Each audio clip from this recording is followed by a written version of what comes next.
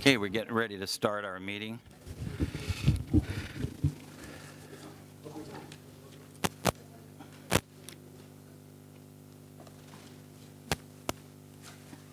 That's who's going to do it. Bill Hawkins. Thank you. I'll give this back.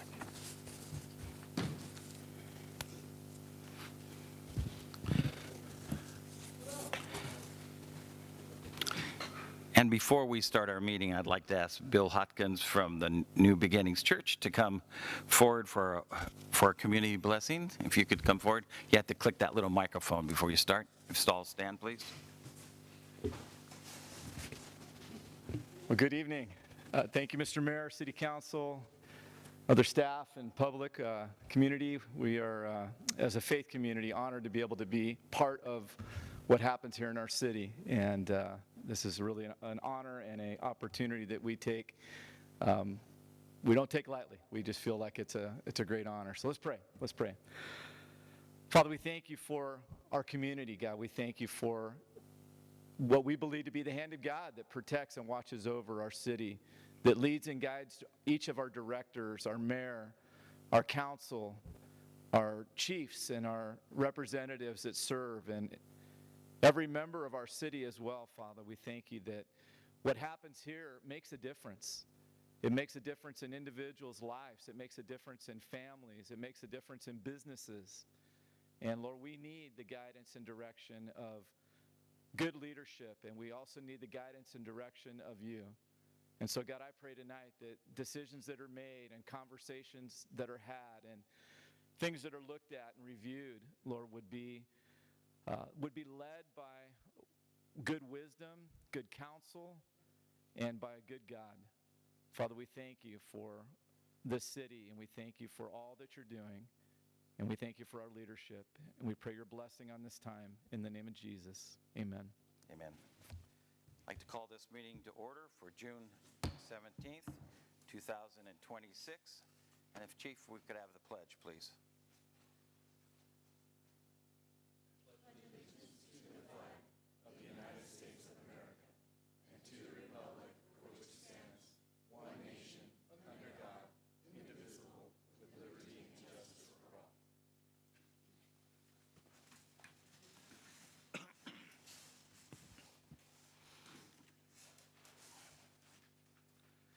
Thank you, Pastor, for those kind words and your prayer. And if we could have roll call, please, Lucy. Here. Here. Here. I am here. First item 4 is consideration of the approval agenda as submitted. Is there any questions by the council? Then I'll entertain a motion. So moved. Second. Okay, we have a motion and a second to approve the agenda as been submitted and adopt the agenda. So with all of that, all in favor signify by saying aye. Aye. Aye. Opposed? Ayes have it. Now we have a presentation, certificate of recognition for Employee of the Month.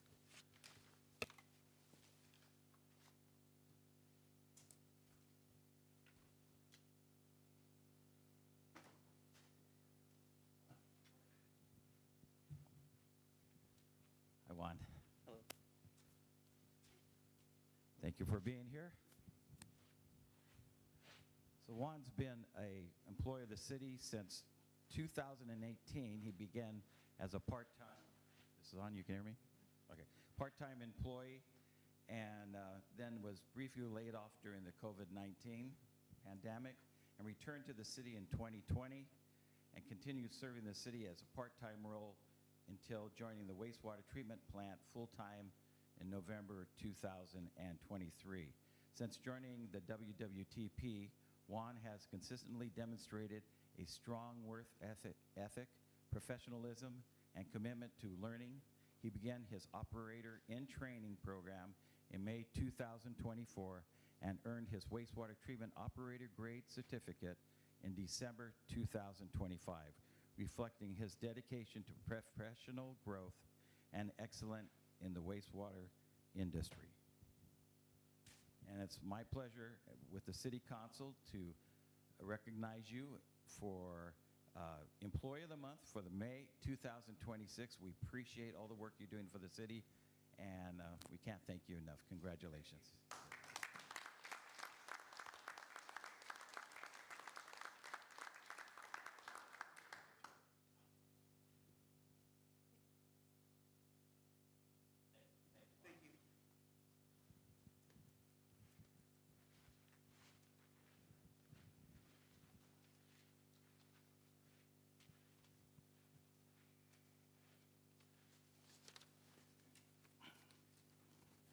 And Juan is under the guidance of our Public Works Director, William Vi. Thank you, William. So with that, we will move on to new employee introductions. And let's see, we'll go to Director Carlos to introduce our new employees.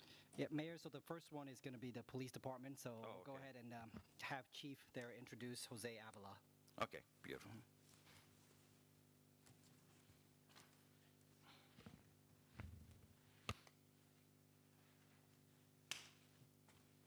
Good evening, Mr. Mayor, Council.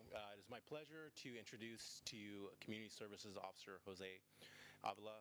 Jose comes to us filling a position of Community Services Officer. His current assignment is the jail operations. He has previous experience as a firefighter for the County of Merced. We will not hold that against him. So it's my pleasure to introduce Jose to you. How's it going, Council? My name is Jose Avila. I am a Merced County paid call firefighter, so I still respond on my free time. And now I'm thankful for the opportunity to be able to serve the community of Los Banos. Great. Welcome to the city of Los Banos. We appreciate you. Thanks, Chief.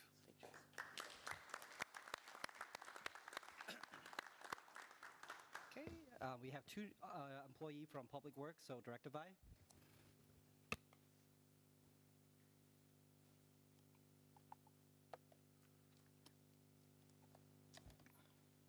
Thank you. Good evening, Mayor, council members. Tonight we have two employees for Public Works. We have one new employee who is a special projects manager temporarily assigned to Los Banos to kind of help us catch up on some stuff in Public Works.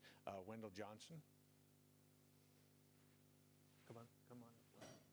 And we also have a internal promotion for Inspector 1, Mike Seba. And Mike started out in streets 25 years ago. He's been working in streets for 25 years. It's a tough job for 25 years. I actually worked with Mike when I was the streets foreman.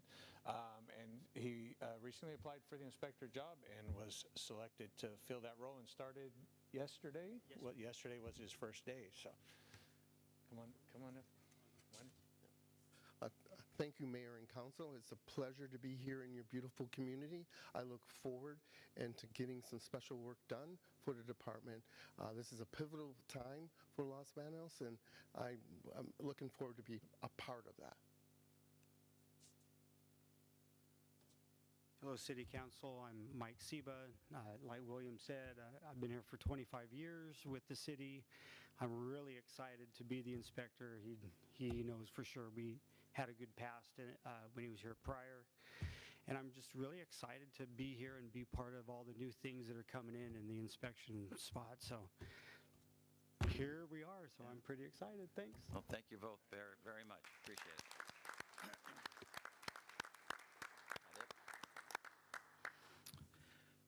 Okay, so now we'll turn to our public forum. Members of the public may address the city council on any item of public interest that's within the jurisdiction of our city, and this includes agenda and non-agenda items.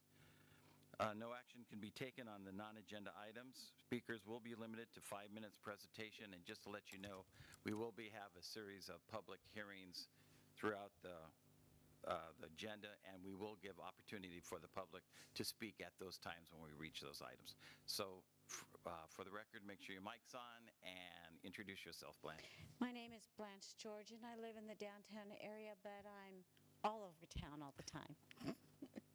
I just very briefly, I'm looking at the clock. Just so you can know, this kitten season, we have had the wonderful graciousness of the snip bus twice for the ferals.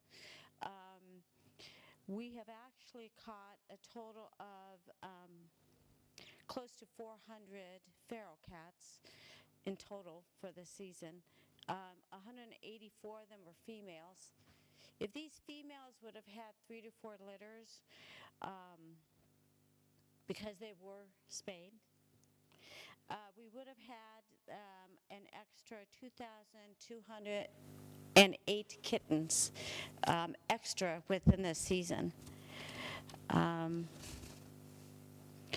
With your approval of the SNP bus, adding and aiding our community, my graciousness is the ferals, and that would be a total of a possibility of 160 feral cats done, and that would be 2,400 of 2,400 kittens that would not be born because of the cats being spayed. What's unique about the SNP bus, and I've been a volunteer of SNP for 5 years. I was part of the team that was the traveling team. There's usually about 2 vets. There's 6 vet techs that do come and swarm in. And what they do is they're like an assembly line. Each does 1 cat, and it goes on and on. What's so wonderful, and when I'm talking about the ferals, is that the incisions are so tiny, so then that way they can be released and not be in that trap for too long. They are very professional what they do, and they do ferals, which I do appreciate. Just briefly, I do want to make mention this past event. My usual tent got twisted in the wind, which happens out there at the airport. It broke apart. I had 40 feral cats in cages that needed to be sheltered from the summer. Had it not been for Mark volunteering to come and help, and the animal shelter, Parks and Recs for loaning 2 small tents, and I'm really grateful for that. The cats would have not lived through that had it not been for your tents. But I do want to tell you about code enforcement. They came down, and this isn't their first time. They came down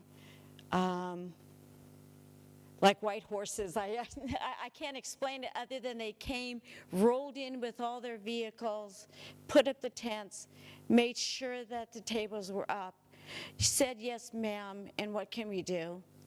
And I'm telling you, I consider them heroes, and I consider them riding in those white horses with their trucks, and I do appreciate them. And I make sure that everybody that I talk to appreciates code enforcement. Thank you. Thank you, Blanche, for all the work you do for the cats in our community. Anyone else, please come forward to speak. We welcome you.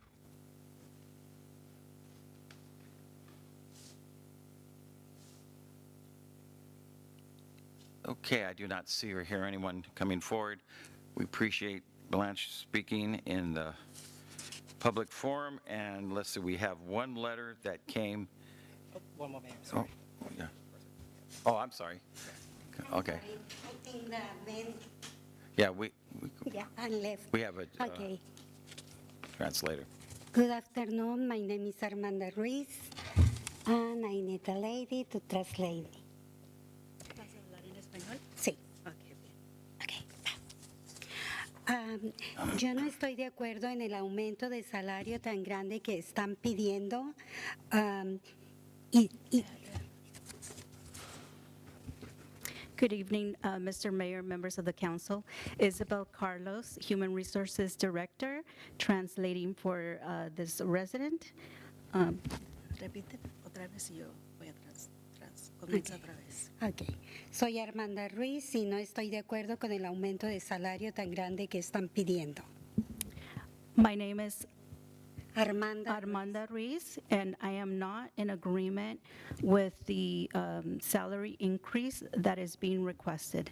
Tampoco en que se reduzcan los minutos de los comentarios públicos, porque si están en este puesto es porque deben tener la vocación de escuchar los problemas de la comunidad. Neither am I in agreement with reducing the public comment time, because if you are in office, then you should have the time to listen to the public comments that are being made. Y por último, la comunidad debe elegir al tesorero para que sea más transparente esta administración. And lastly, the community should choose the treasurer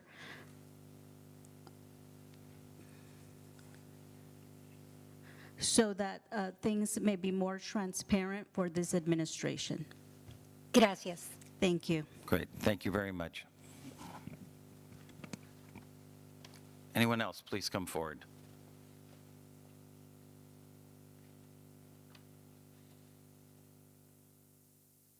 Okay, and now I'll go ahead and close the public forum.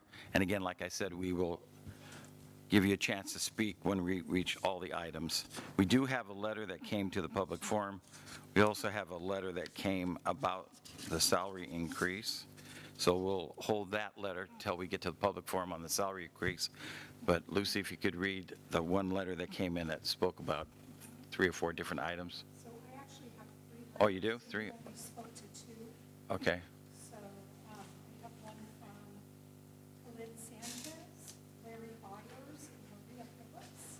I haven't seen the Phillips. Larry Byers will keep till we get to that item. I'm not sure what the other 2 say. And then, real quick, if we could run the timer while Lucy's reading. Thank you. Dear Mayor and City Council members, I am writing to express my concerns regarding several proposals that are being considered by the council, including increasing City Council salaries, reducing public comment time from 5 minutes to 3 minutes, and changing the treasurer position from an elected office to one appointed by the council. Regarding City Council compensation, I believe there is a large issue that should be addressed. The fact that council salaries have not been reviewed or adjusted for many years reflects a failure to establish a regular process for evaluating compensation. To avoid similar situations in the future, I believe salary reviews should occur periodically and be adjusted appropriately when necessary. However, I do not agree that salaries should be drastically increased simply because previous councils failed to address the issue. A significant increase all at once is difficult to justify, especially when residents are facing rising costs of living and expect responsible stewardship of public funds. I also believe that serving on the City Council should remain as much as possible a volunteer-based public service position. We should encourage individuals who seek office because they want to serve their community, not because they view the position primarily as employment. When someone chooses to run for City Council, they understand the responsibilities and compensation associated with the role. It is a fundamentally commitment to public service. Additionally, I do not believe that the argument that higher salaries are needed to attract younger candidates is sufficient justification for a substantial increase. While broader participation in local government is important, compensation alone should not be the determining factor. Most importantly, I do not believe City Council should be responsible for granting itself significant salary increases. In my view, allowing elected officials to determine their compensation weakens an important system of checks and balances. If a substantial salary increase is being considered, it should be presented to the voters for approval.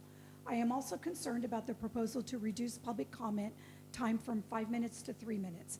Public comment is one of the few opportunities residents have to directly address their elected officials. Reducing that time may discourage participation and limit the ability of community members to fully express their concerns, ideas, and perspectives. Finally, I oppose changing this treasurer position from an elected office to one appointed by the council.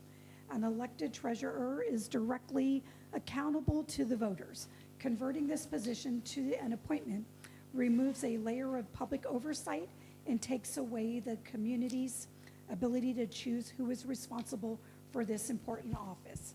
Taken together, these proposals raise concerns about transparency, accountability, and public participation in local government, regardless of where residents stand on these issues. I believe the community deserves a meaningful opportunity to be heard before any decisions are made. I respectfully ask the council to carefully consider the concerns of the public and to prioritize openness, accountability, and citizen engagement in its decision-making process. Thank you for your time and consideration. Sincerely, Khalid Sanchez, District 1 Community Member. Okay, so is the other letter about one subject or is it about multiple? The buyers, I know, is about one subject. It's about 5 minutes, Is about, public speaking comment. okay, then go ahead and do it then.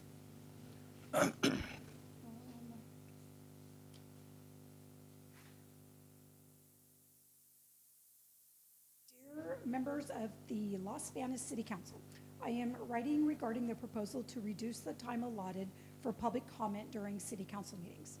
I respectfully urge the council to reconsider this change and maintain the current 5-minute speaking limit.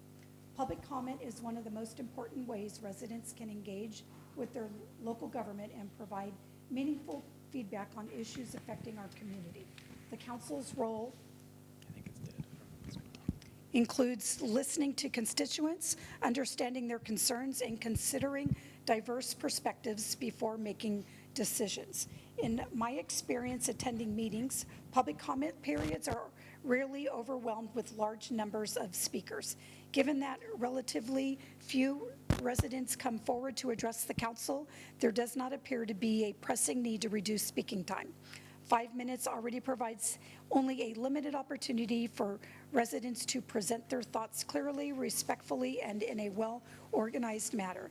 Reducing that time further may discourage participation and make it more difficult for community members to adequately express their viewpoints.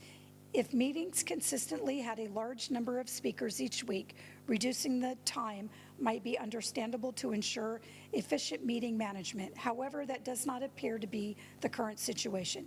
Maintaining the existing 5-minute time would continue to support transparency, civic engagement, and productive communication between the council and the residents you serve. Thank you for your time, consideration, and service to our community. I respectfully ask that you preserve the current 5-minute public comment period so residents can continue to provide thoughtful and meaningful input to the City Council. Sincerely, Maria Phillips, Los Banos residents. Okay, so we probably should have let that one go out to when we reach the agenda item. It's not in there? Oh, okay. Okay, so what I try to get a little more organized since we're going to, it's required by our next meeting, July 1, to have interaction with the public, both at home and like on a Zoom call. You'll be able to sit at home and also call in or email questions. And so there'll be a lot of opportunity at each item to speak. And if we get letters come in, I try to keep those in that area so we're not listening to a letter and then some meetings, it might be 2 hours later, we reach that item. So that's, we try to stay organized like that, and we'll consider it and hopefully get it done that way. So with that, we'll go ahead and close the public forum. I do not see anyone else that wants to speak. So we'll move on to item 8, which is consideration of approval of the consent agenda. And Lucy, if you want to read off the items on the consent agenda, please. Items on the consent agenda are as follows. Warrant numbers 258190 through 258433 in the amount of $871,872.49. City Council meeting minutes for June 3rd, 2026. City Council Resolution Number 7105, approving a professional services agreement with Spay Neuter Imperative Project SNP from June 1st, 2026 through June 30, 2029, with a fiscal year not to exceed amount of $30,000, and authorizing the city manager to execute the agreement. City Council Resolution Number 7106, amending the fiscal year 2025-2026 budget by increasing appropriations in the Sunrise Ranch Park Development Account 260-454-220717 for expenditures in the amount of $36,222 for final project closeout costs associated with the Sunrise Ranch Park project. City Council Resolution Number 7107, approving a budget amendment to fiscal year 2025-2026 and increasing the appropriation for Fire Department Account 100-422-100-203 for Fire Engine 2 repairs in the amount of $62,529.27. City Council Resolution Number 7108, approving a renewal master service agreement with OpenGov Inc. for the use of OpenGov Enterprise Access Management Software from July 1st, 2026 through June 30, 2029, in the amount of $108,516.26, and authorizing the city manager to execute the agreement. City Council Resolution Number 7109, authorizing the city manager to file a regional surface transportation program exchange program fund claim form in the amount of $675,639 for fiscal year 2025-2026. City Council Resolution Number 7110, authorizing an amendment of $20,000 to the fiscal year 2025-2026 budget in the Neighborhood Stabilization Program Fund Account 294-463-100-238 for quarterly program income remittance. Los Banos Successor Agency Resolution Number 2026-2, authorizing the write-off of 5 micro-enterprise loans in the total amount of $84,244.37 that are no longer legally enforceable due to statute of limitations expiration and no activity since fiscal year 2024-2015. And cancellation of the regular city council meeting scheduled for July 15th, 2026, and direct staff to post the appropriate public notice in accordance with applicable laws. And the items are to be approved as submitted. Okay, thank you, Lucy. Is there anyone from the audience that would like to speak on item 8A through J? Please come forward at this time. Okay, I do not see anyone, so I'll turn it to the City Council. What's the pleasure of the City Council for our consent agenda? Yeah, Mayor, I'd like to make a motion to approve the consent agenda as submitted. Second. Okay, we have a motion and a second as stated. Any further questions or comments by the City Council? All in favor signify by saying aye. Aye. Opposed? Ayes have it. Okay, and next item, item 9, is a public hearing. You may challenge the proposed action as described herein in court. You may be limited to only raising those issues that you or someone else raised at a public hearing described herein or in written correspondence delivered to the city at or prior to the public hearing. The first item is 9A. This public hearing is to receive comment and consideration of approving and accepting the Urban Water Management Plan 2025 update. And let's see, it would be resolution number 7111. So with this, we'll go to our Public Works Director, William Vai, to introduce this item. Thank you, Mr. Mayor, council members. Tonight we have Owen Kubit from our consulting engineering firm, Provost and Pritchard. He's going to has a relatively short presentation on the urban water management. Okay, just make sure your mic's on up there. Yeah, there Can you go. hear me? Welcome. Okay. Thank you. Okay, good evening, Mayor, City Council, city staff, and the general public. I'm here to talk today about the city's 2025 Urban Water Management Plan update. I was the project manager for this plan I also worked on the city's 2020 Urban Water Management Plan 5 years ago. This is a plan that we've worked on with, along with city staff over the past 6 months. So why does the city prepare an urban water management plan? Well, it is a statutory requirement from the state of California. They have to be prepared every 5 years. More importantly, for many cities, it's a requirement if you want to be eligible for many water-related state grants, loans, and special drought assistance. It's also it can be a very valuable reference and planning document. Something to note, it's not a binding document. It doesn't outline anything that the city is required to do. It's more of a general planning document. And it can also be a very useful companion for project-specific water supply assessments. For example, if there's a proposed new development in the city, they can get a lot of useful information and reference the urban water management plan. So what are the key topics in this plan? First, we address population projections. We look at historical, current, and projected water demands. We discuss water supplies, water reliability planning, water conservation programs, and a major topic in it is per capita water demand goals, which I'll talk about in the next slide. So in 2009, California passed the Water Conservation Act of 2009, and they required that cities reduce per capita or per person water use by 20% from 2010 to 2020. You can see here that in the table below, first we established a baseline water usage for the city from 2001 to 2010, and that was 210 gallons per person per day.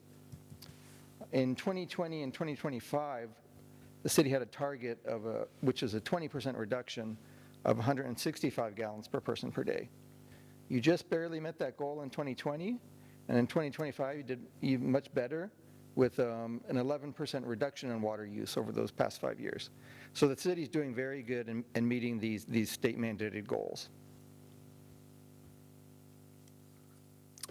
This is a graph showing the per person water usage, and you can see from 2015 to about 2021 it was fairly steady, but in the past few years, water consumption has been going down. So the city and the people of Los Banos are doing a very good job conserving water. The plan also documents the city's water conservation efforts, which include public education, water survey programs at residences, water patrols, system leak audits, and several others that are documented in the plan. One of the big ones now is a water meter replacement project. There's approximately 1,000 meters that are providing inaccurate readings and need to be replaced. The city's been diligent about that. There's about 250 left to replace. So these water conservation measures have been very helpful in helping the city meet their per capita water use goals. Looking on to the next 5 years, the city will continue their water conservation measures.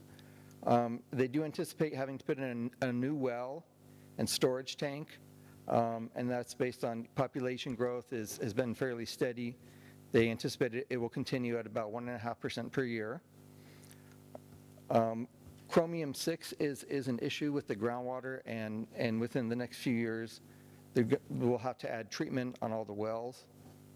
And the city hasn't done a whole lot yet, but they would like to investigate the feasibility of acquiring and using surface water to provide an additional supply on top of the groundwater, and it may be a more economical alternative compared to treating groundwater.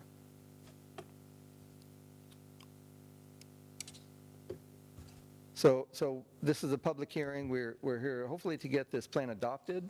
But first I want to see if there's comments from the city council and the general public. So maybe we can start first with the city council. Yeah, I actually like to start with the public first. Okay. And then we'll write down any questions that come up. So at this time, I'm going to open up the public hearing to receive public comment and consideration of approving and accepting the urban water management plans. Anyone that would like to ask any questions or make any comments on this, please come forward to the podium at this time. Sorry, your chairs are uncomfortable. It takes me a while to straighten back up. My name is Kathy Ballard, a resident here in Los Banos. The question I have, well, actually two of them. It shows a 1.5% increase on residents. That's an average of how many years? Because some years there's a lot and sometimes it's low. So I understand, making it average. But does their report change how much we're going to build in regards to the amount of water we have? And we all know the taste of our well water. What's the difference between surface water and a well water? I don't know. If you can tell me what city has used surface water, and is it less expensive to do surface water than it is with the wells? Good questions. Thanks. Okay, thank you. Thank you for the questions. Hang on one sec. We'll get to the, we'll go through any other public comments. Any other comments from the public? Okay, I'll go ahead and you can come up forward now, and I'm going to go ahead and close the public hearing, open it to the council and answering these questions. So go ahead if you can ask these Okay, questions. thank you for the questions. The 1.5% population increase, I don't remember exactly how many years that was based on, but that seemed like a good average of what's been happening, I think about the past 10 years or so.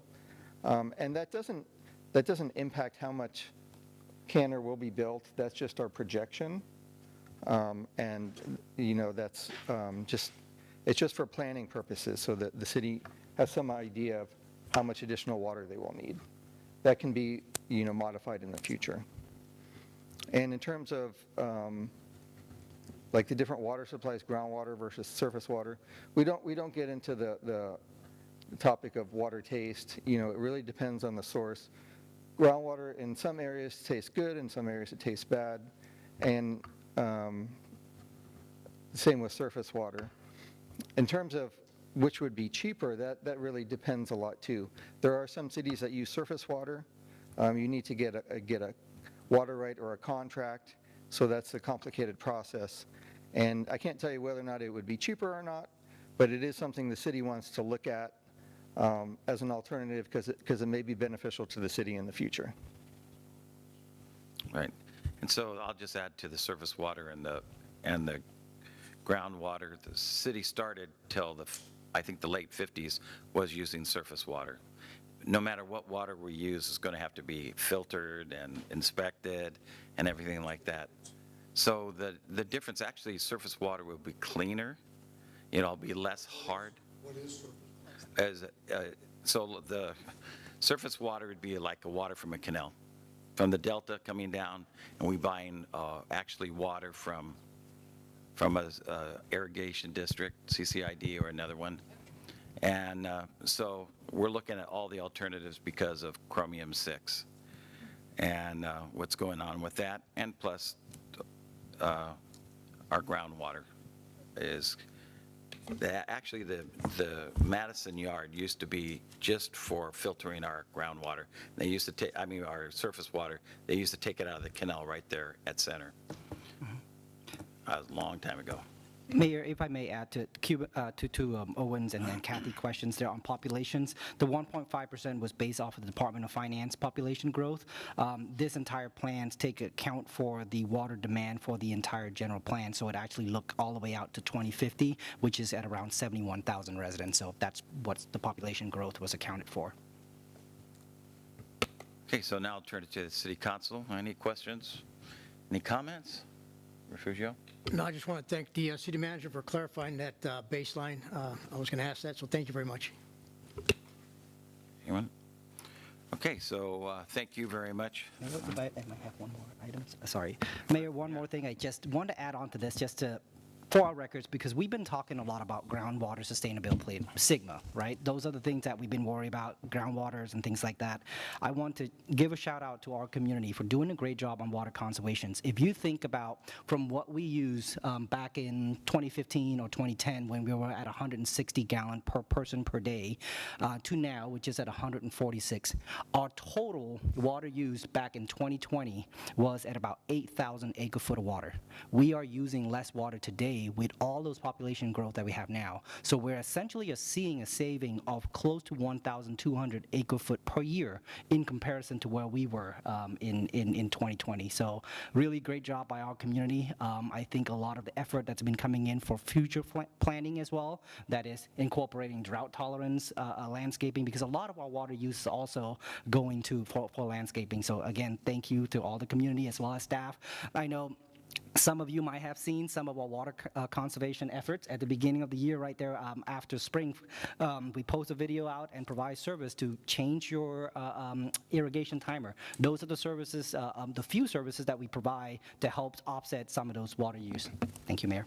Yeah, so if anybody at home needs their timer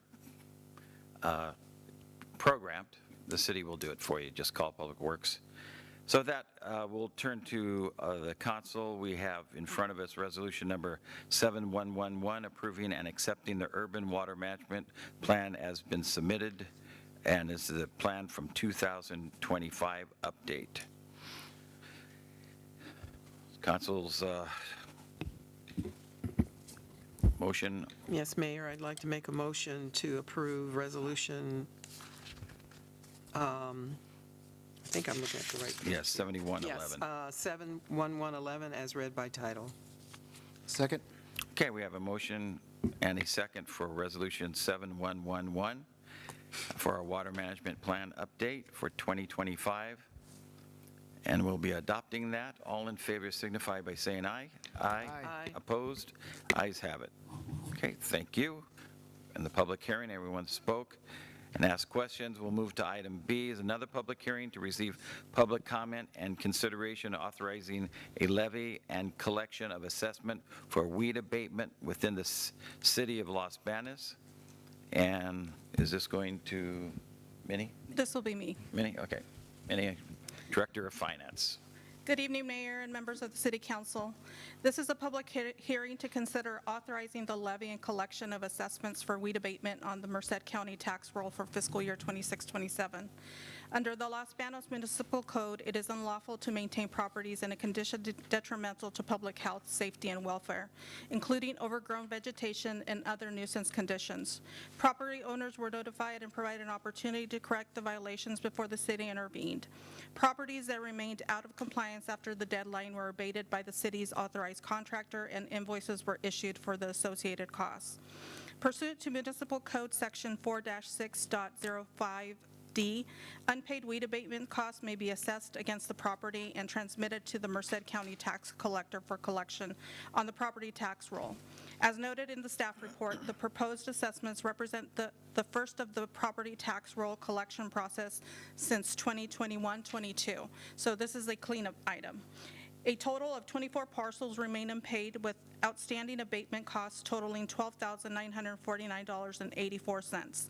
These amounts are eligible to be placed on the 26-27 tax roll. Required public notices were published in the West Side Express on May 20th and May 27th, 2026, and posted by the city clerk. Approval of the resolution will allow the city to recover these costs, reducing the burden on the general fund. The county charges an annual fee of $50 plus 36 cents per assessment for a total of $58.40. At this time, staff recommends the City Council open the public hearing, accept public comment and questions, close the public hearing, and then adopt the resolution as submitted. That's it? That's it. Okay, so at this time, we're going to open up the public hearing to receive public comment in consideration of authorizing the levy and collection of assessment for weed abatement within the city of Los Banos. Anyone that would like to speak on this item, please come forward to the podium at this time and state your name for the record.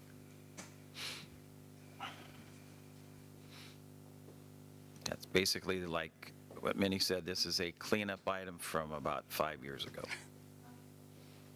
Okay, I'm going to go ahead and close the public hearing. I don't see anyone coming forward.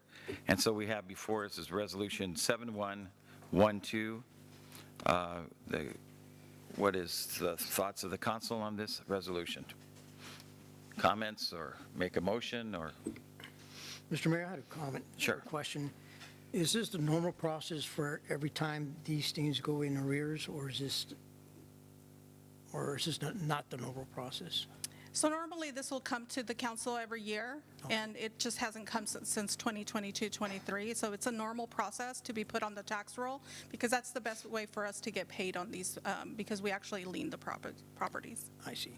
And is there an administrative review for these property owners to be able to redress it or identify whether or not they were making efforts to correct it, or is it just a decision unanimous? Or At this point, the abatements have been done, completed by our contractor, and the invoices have been made, and attempts to collect have been made. Okay, thank you very much. You're welcome. Thank you, Mr. Mayor.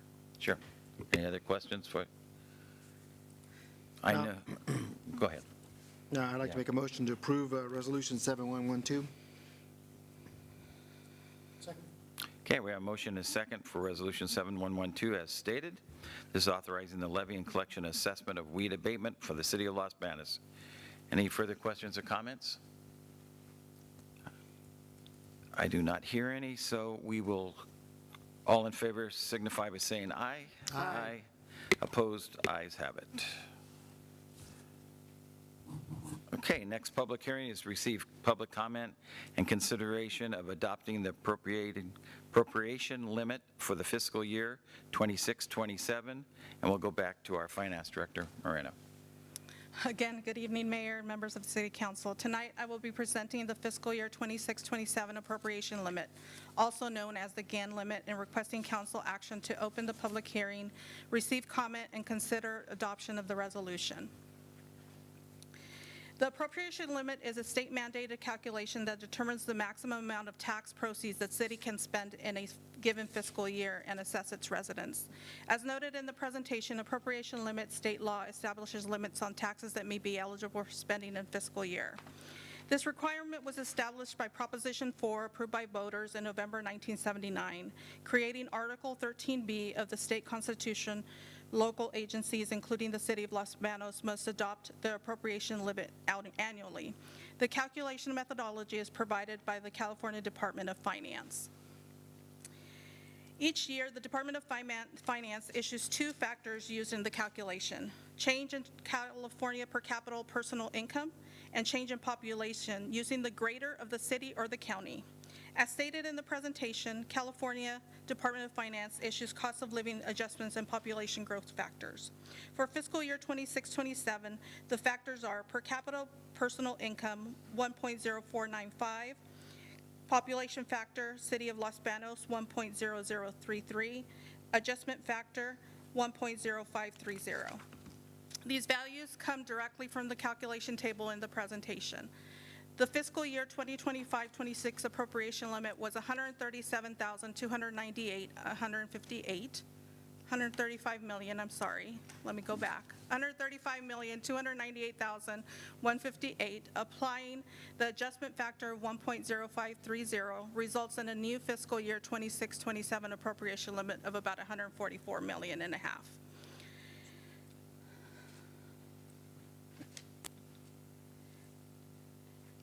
And just as an informational, what you have in your staff report, we're at about 38 million in terms of assessments. So we are able to assess our property or our constituents 144 million, and we actually, in revenues, collect 38 million.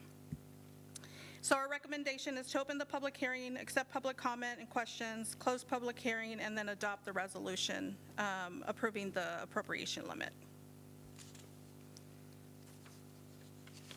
Okay, so before I open the public hearing, basically in 79, like many said, I guess there were a few cities really taxing their citizens a lot. Maybe if you live in Santa Barbara, something that might be a problem. But so as you can see, everybody follows the formula and we're way lower. But at this time, I'd like to open the public hearing to receive comments for our appropriation limit. If you agree or disagree on this item or have a comment or a question, please come forward and introduce yourself.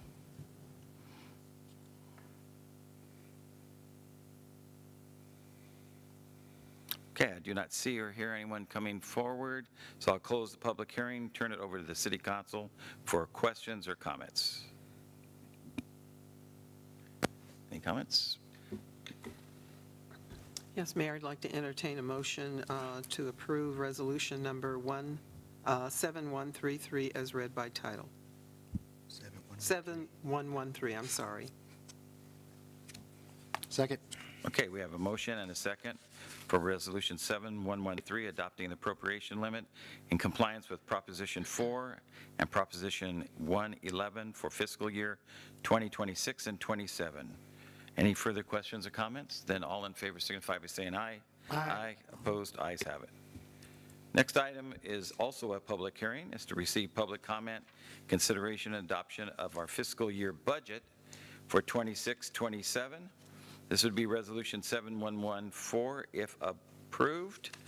And with this, we'll go back to our Finance Director, Minnie. You're up again, Minnie. Let me take a deep breath. Yeah, this is a big one. Okay, tonight we are presenting the fiscal year 26-27 proposed budget and requesting that the council open the public hearing, receive comments, and consider the adoption of the budget resolution. The city's budget is the financial plan that guides operations for the upcoming fiscal year. As noted in the presentation, budget definition, an estimate of revenues and proposal of expenditures for a set period of time. It reflects the city's priorities, sets spending limits, and is governed by the federal, state, and local requirements. The budget also evolves throughout the year. The budget also evolves throughout the year as revenues and expenditures change. And I have stated this before, it is a living document. Tonight's presentation will cover all major funds, including the General Fund, Measure H, Measure P, Enterprise Funds, and Internal Service Funds. For fiscal year 26-27, the General Fund revenues total $29.5 million. Major revenue sources include property tax, $8.9 million, property tax in lieu of VLF, vehicle license fee, $5.2 million, sales taxes, $6.8 million, charges for services, $2.5 million, and licenses and permit, $1.7 million. These figures come directly from the slide stating 29,511,695, sorry. Operating expenditures for fiscal year 26-27 are a total of $27.76 million, sorry. Departmental allocations include police, $13.3 million, CEDD, $3.7 million, fire, $2.85 million, administration, $2.4 million, and maintenance, $1.73 million. Compared to fiscal year 25-26, operating costs increased primarily due to personnel costs rising, supplies and services rising from $6.9 million to $9.2, personnel costs rising from $16.2 million to $18.3, and contingency increasing from $120,000 to $250,000. There has been minor revisions to the general fund. There was an increase from the prior presentation on June 3rd, an increase to CEDD housing surveillance security of $26,000, an increase for RIM software for the police department, $6,500, and then maintenance charge out correction of $352 for a total of $27.56 million.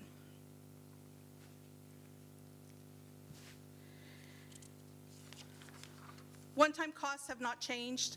These are still what we presented on the 3rd. Projects, $8.8 million for the design of the services center, $2.5 million for streets overlay and rehabilitation, $300,000 for Miller and Lux, $180,000 for digital sign relocation, $80,000 for the mobile office van, in a total of $12.6 million. Fund balance has changed a little bit. Just because we added those costs in the general fund. And then we also had an adjustment in Measure P, which I'm going to talk about a little bit later. But we still have unallocated fund balance of $14.9 million. We still have an operating surplus of $1.7 and one-time expenditures of $2.2 million. We still have assigned balances, including homeless programs, 500,000, park development, $1 million, CalPERS, $2 million, and then we still have our $8.33 million in fiscal stability reserve of 30%. Positions being added at the city, there's 21 positions being added. This amount has not changed. We still have an assistant city attorney, purchasing manager, fire captain, engineer and firefighters, police sergeants for traffic, project managers and public works, IT technician number 2, et cetera. None of these employee positions have changed. For Measure H, these numbers have also not changed. We have total expenditures of $5 million, everything between police, dispatch, code enforcement, fire, recreation, each allocated expenditures in personnel, supplies and services, and capital needs. Measure P, as I stated, there was a change that was done. There was one police officer that was left out of the budget that you saw on 6.3, and so we added that to the personnel for police, which added $157,176 as a budget correction, for a total of $6.3 million by Measure P that is being spent, again, in personnel, supplies and services, capital. And then this is where our police station, our new police station, is being paid out of the debt service. And then this is also where Fire Station 4 will be paid for debt service for that facility. Enterprise funds did not change much. We have the water fund, the wastewater fund, airport, and solid waste. These are run like regular businesses, and we have a total of $14 million for water, $12 million for wastewater, airport $667,000, and then solid waste $24 million. And that $24 million includes in supplies and services, because of an auditor's request that we need to put it here, is our landfill closure. We're also doing a little bit different accounting for water and wastewater. We had our impact fees going into the fund, so now we're restricting those funds to be taken out of the fund for operating, to where now it's actually restricted funds for the wastewater and water impact fees.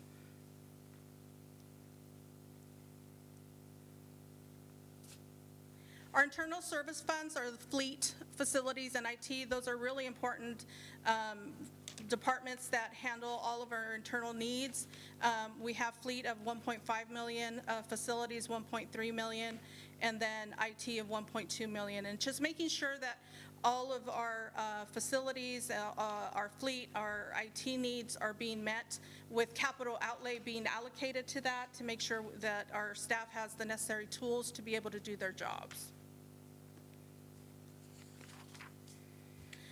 Capital projects, we have one of our biggest capital projects, total budget, as we stated on the 3rd, it's $71 million. General fund is $12 million. Measure H is almost $1 million. Other funds, $38 million. Business type funds, $18 million. And then internal service funds of almost $1 million. And that includes the Design Services Center, that includes the pickleball lights, that includes, none of these numbers have actually changed. All of this is what was presented to you on the 3rd, but everything is still in the budget. So with that, I can answer any questions. If there's no questions, I would recommend that you open the public hearing, accept public comment and questions, close the public hearing, and then adopt the resolution for the 26-27 budget. Okay, thank you very much. And so at this time, I would like to open the public hearing on Resolution 7114 to receive comment and consideration adoption of our fiscal year 26-27. I think this is the 4th time it's been presented in public. Our first time was 5 hours, 6 hours? 7. Oh, sorry, 7.5 hours. We were presenting it, each department. So we've been very transparent with the budget, but anyone that'd like to speak on the budget, please come forward at this time and state your name for the record.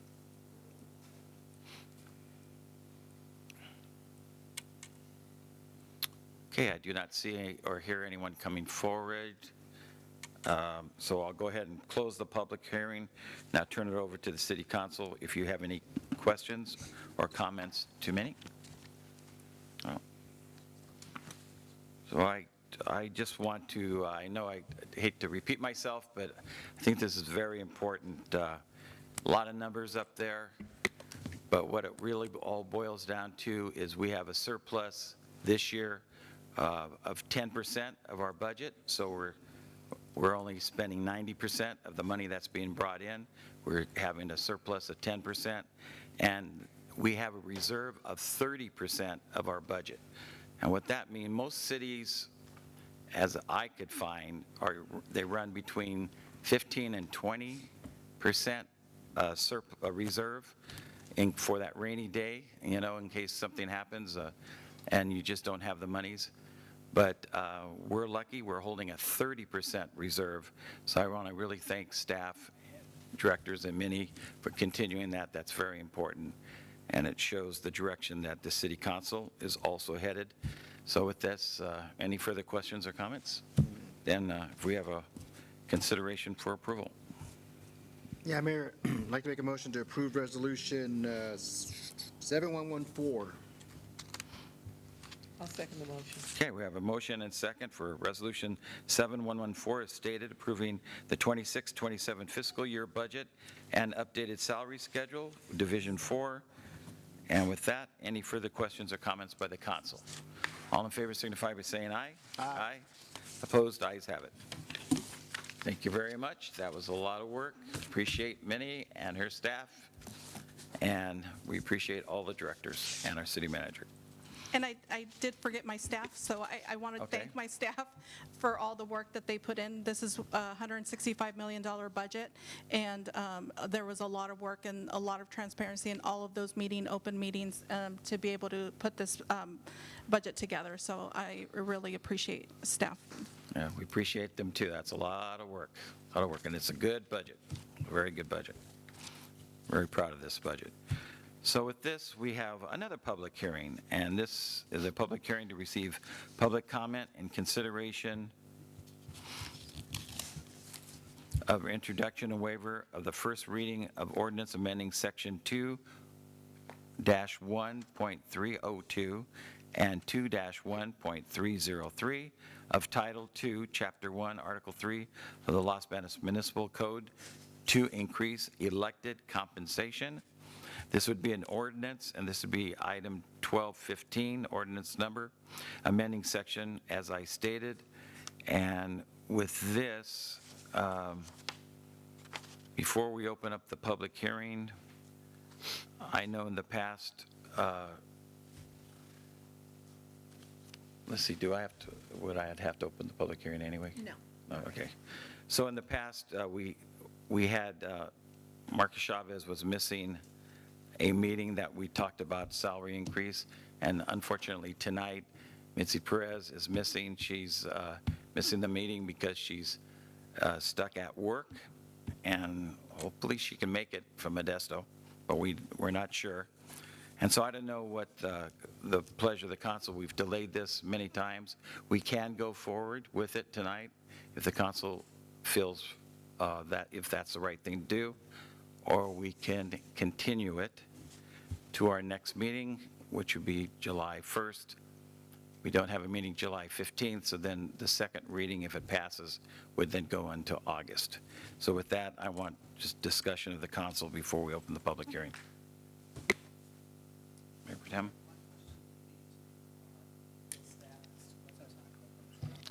Oh, I'm sorry, is it on now? Yes. Thank you. I wanted to broach the question to our council as to the time frame that we have to meet with this request. So this request, if you're going to seek an increase just sometime before the election, the general election in November, it would go into effect following that election. Of course, if you wait until after that date, you've got to wait until the next general election. Okay. So that's the timing. All right, thank you. Well, my comment would be that I don't have an issue putting it off for one more meeting. I think for July 1st, we need to move forward and put this on the agenda because we have a lot of other issues that we need to deal with here at council. So I don't have an issue because we have one council member missing tonight to move forward with this. I mean, to put it on the next agenda coming up. So if we continue it to our next meeting, does it have to be advertised again? No, it would take a motion to continue this public hearing to July 1, 2026. You wouldn't need to open it up to the public because the public will get an opportunity to speak at the July 1 meeting. And of course, you need a second and then Yeah. majority. Okay, any other comments, or how's everybody feel about that? And if I have a motion to go forward, or a motion to, if no one says anything, then I'll open the public hearing.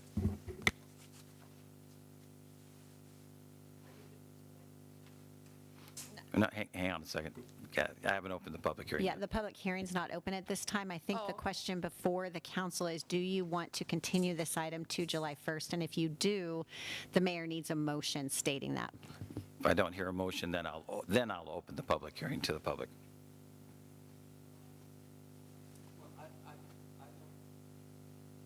I don't have an issue making the motion, but I don't want to thwart anyone who showed up tonight on this to make public comment. So it would be, I'm okay either way, but I'm prepared to make a motion, and Mayor, if you choose to open up the public hearing, I'm okay with that as well. Okay? No. No, she did not. So I don't hear a motion, so I'll go ahead. This is moving forward then. That's what everybody wants? Okay? Everybody's fine with that? Yeah, what I'm okay with moving forward on is the public hearing, because you had mentioned you would like to have a public hearing, or maybe I'm not understanding this. We don't have to have a public hearing tonight. We can wait. Because we can wait till the 1st since Okay. we'll continue it. Correct. And the premise behind that is everyone here that wanted to speak on the item, they have notice now that it would be continued to July 1st, and they would be invited to speak at that time. Okay. All right, then I would like to make a motion to continue item, where's the number? We're on item E. 9E. Oh, I see it. Here it is. 1 minute, Mayor Pro Tem. Sure. Council, I just got communications from Councilmember Perez, so she is on her way from Modesto. Her estimated arrival time will be 7:49. Would council be okay to basically move this item to the last item of the agenda to see if she can make it here on time, or that is an option for council? So that's. And at the time, at the last item, if she can make it, or if she can't make it, and then you want to continue the item, you can do that as the last item on the agenda. Yeah, so why don't you make a motion to continue, just change this item? You don't need a Is there motion, I can do just that? consensus, yeah. Okay, so I'm move going it to to go the ahead end. and move this item to the very last thing in our on our agenda. And I apologize to anybody that wanted to speak on it. You're going to have to wait a little longer. And then if Mitzi doesn't make it in time, we'll then continue it to the July 1st. So I appreciate everybody's understanding of that, but I think it's important to have a full council. Okay, so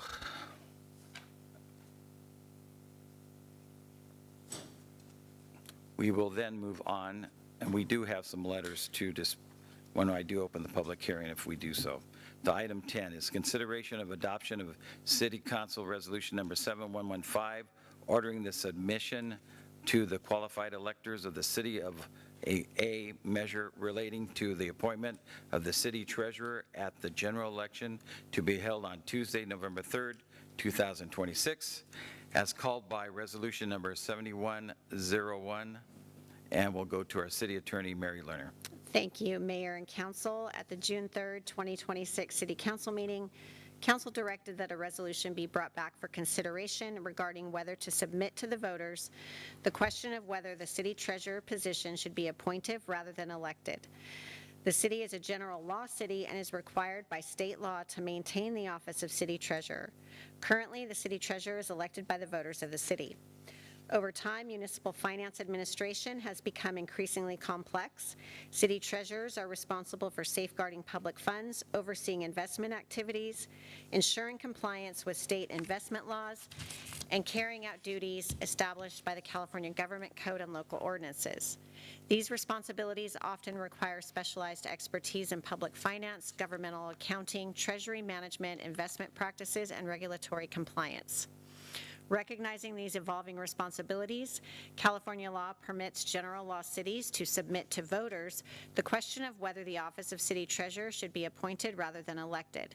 Many California cities have transitioned to appointive finance positions to allow recruitment based upon professional qualifications, education, certifications, and relevant experience. If approved by a majority of voters, the city would transition the office of city treasurer from an elected position to an appointive position in accordance with the government code and the accompanying draft ordinance.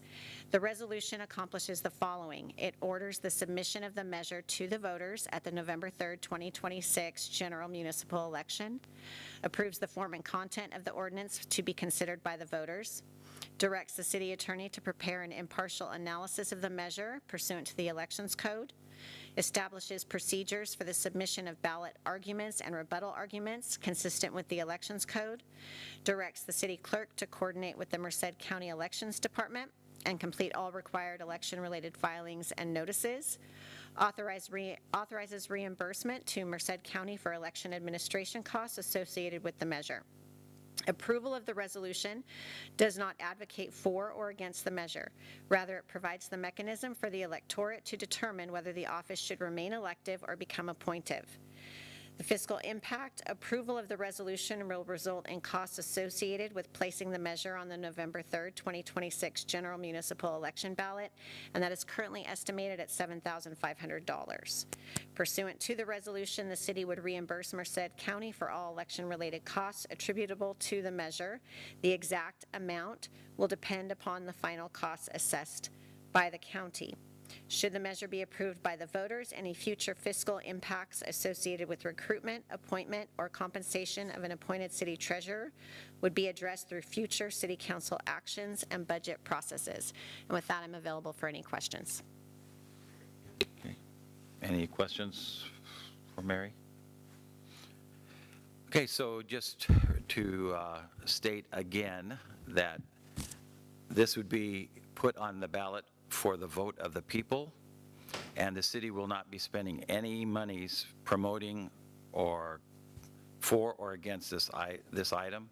It'll just be put on and explained in the book, I guess, the elections book. So at this time, this is item 10. Anyone that would like to speak on this item, I'm going to open it up to the public. You're welcome to come forward to speak on if the city council should put this on the next election on November 3rd for the voters' consent or denial. Hello, state your name, please, for the record. Wait, I got to. Oh, no, you're off. Now you're on. Go ahead. One more. Sorry. There you go. Oh, now I'm looking at the red. Okay. Kathy Ballard, resident of Los Banos. I think this should be. The reason it failed in an election before, when we voted on this, was because I personally, and I don't know about the rest of the public, didn't trust some of the representation we had at the city. So when they wanted to appoint through our finance department, it was all new personnel. It was people that were browbeaten, and so it wasn't something the public wanted to see. So at this time, you're very open in regards to our budget. We used to not even know, I have a budget meeting, or the public wasn't aware of it. So it was something that you didn't want to have that personnel appoint somebody. At this time, I think to save the city the cost of sending it out to an election, all the work's done by our finance department. Very well educated, do their job, very transparent, and we know what's going on. They answer questions. So I think at this time it might be something that we can put it back into the city's hands unless we mess up again. And then we'll vote. But that's my opinion in regards to it. Thank you. Thank you. Thank you for your comments. Please state your name for the recorded record. Thank you. Good afternoon, Mayor Avila, council members. I wasn't going to speak on this item, but just hearing discussion here in the presentation, I'm not exactly clear, and I probably should have done my due diligence on my part, but are we currently paying the treasurer a salary in addition to the finance director, or is the finance director, I think, pretty much, for the most part, doing the bulk of the work? And then if we're not paying two salaries, then wouldn't this just be more of a checks and balances for, ensuring public trust? Again, those are some of the questions I had. Thank you. Okay, we'll answer that when we close up. Anyone else? Okay, I'll go ahead and close this little public hearing. It's not a public hearing, but turn it back to the city council.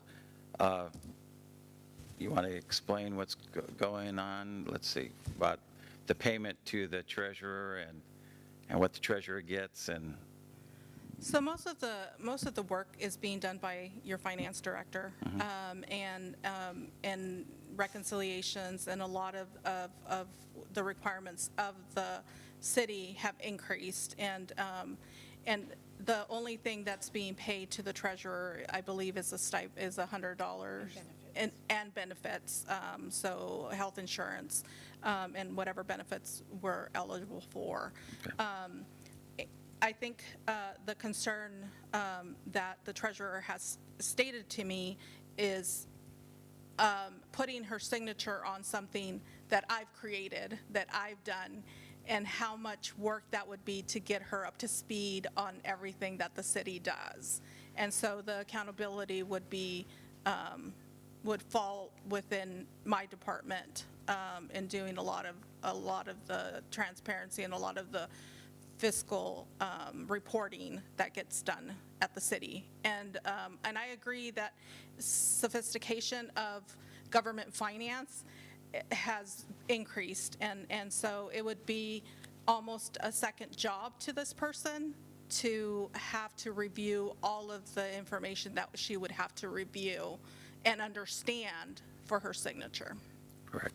And I know there's, like you said, there's certifications that have to be done. So for an elected treasurer that we have, luckily Lucy Lawrence is in finance, but she doesn't have the certifications for city finance. And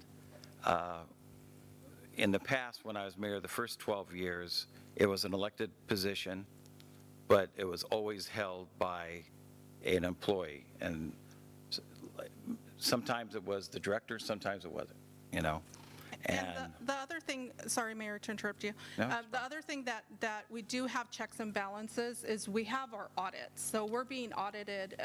As you heard me throughout last year, we did 12 audits, right? We caught up on a lot of audits that hadn't been done. So that's really where that checks and balances come in, where they're coming in and looking at all the financial transactions, all of the documentation and everything that we're complying with state, federal, and local requirements. So. Right. Okay, so hopefully that answered the questions. Further questions from the council? Comments? Yes, Mayor, I'd like to make a comment. When this was on the ballot back in 2024, it went to the public because our administration was trying to put the city in the position to give the city manager the sole ability to appoint city treasurer and our city clerk. And this is why it went to the people, and I think they voted appropriately. And as the mayor indicated, historically, this position has been held by an employee who ran for treasurer and held that position, but also had all the certifications and whatever it took to be able to put their signature on documents that were required by the city. During this current time with our city treasurer, it has for the most part, been a ceremonial position. There is a small stipend that's paid monthly, plus insurance benefits, as any other employee gets here in the city of Los Banos. But I believe, if I'm not incorrect, and our financial director can correct me on this, is there's really just one signature that our treasurer signs on an annual basis. So for me, I think it's more appropriate to bring this back in-house and not have the city manager appoint, but that this would be purely under the finance department at their discretion to have a city employee who has all the certifications to hold this position. And I think our attorney, our city attorney, has indicated that especially a lot of small cities have moved away from elected positions such as this. So it not only saves, the small stipend, but the health benefits that could go to a full-time employee that we would need to employ within the city of Los Banos. And that's my position on it. This has nothing to do with Mrs. Lawrence or her abilities or anything like this. We as elected officials have to evaluate the prudence of things that we do to make the best decision possible for the city of Los Banos.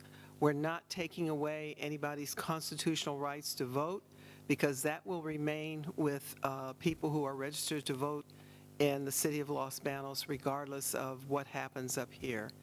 But I think in the long run, this is something for myself personally that I had to evaluate and to look at as to whether or not we should have this in-house under the director and have her make the decision as to which staff members hold the appropriate credentials to do this job, or do we keep it outside and have it as a ceremonial position for a signature on one document once a year? Okay, thank you, Mayor. Okay, thank you. Any other comments? You? Thank you, Mr. Mayor. No, I think, ultimately the decision is going to go to the voters, which is where it belongs. Just some comments and some things to consider is that currently the treasurer reports to the people and is accountable to the people. Doesn't have to check with a department head, a supervisor, or a city council when acting on freedom of information requests from the public. So that's a transparency that will be lost, because now that individual, when appointed, if appointed, would then have to go through those various bureaucratic processes in order to get that information out to the public. So again, that provides a checks and balance for our form of government. And what I have here is the qualifications for the treasurer for the state of California. Every candidate shall, A, be a registered voter and otherwise qualified for the vote of that office at the time of nomination. B, not have been convicted of a felony involving accepting or giving or offering any bribe, embezzlement, public money, extortion, theft, or perjury, conspiracy to commit any of those crimes, not have served 2 terms in office. Those are the qualifications for the treasurer of the state of California. So it's not so much about qualifications, it's about transparency and accountability to the people, so that people can go to a person and get a quick turnaround on that information that they're requested. So again, yes, it will go to the people. Hopefully, they take these into consideration, and that's all I have, Mr. Mayor. Thank you. Okay, thank you for your comments. Marcus? So the public records request, that happens regardless, right? It doesn't have to be as somebody that's elected or anything like that.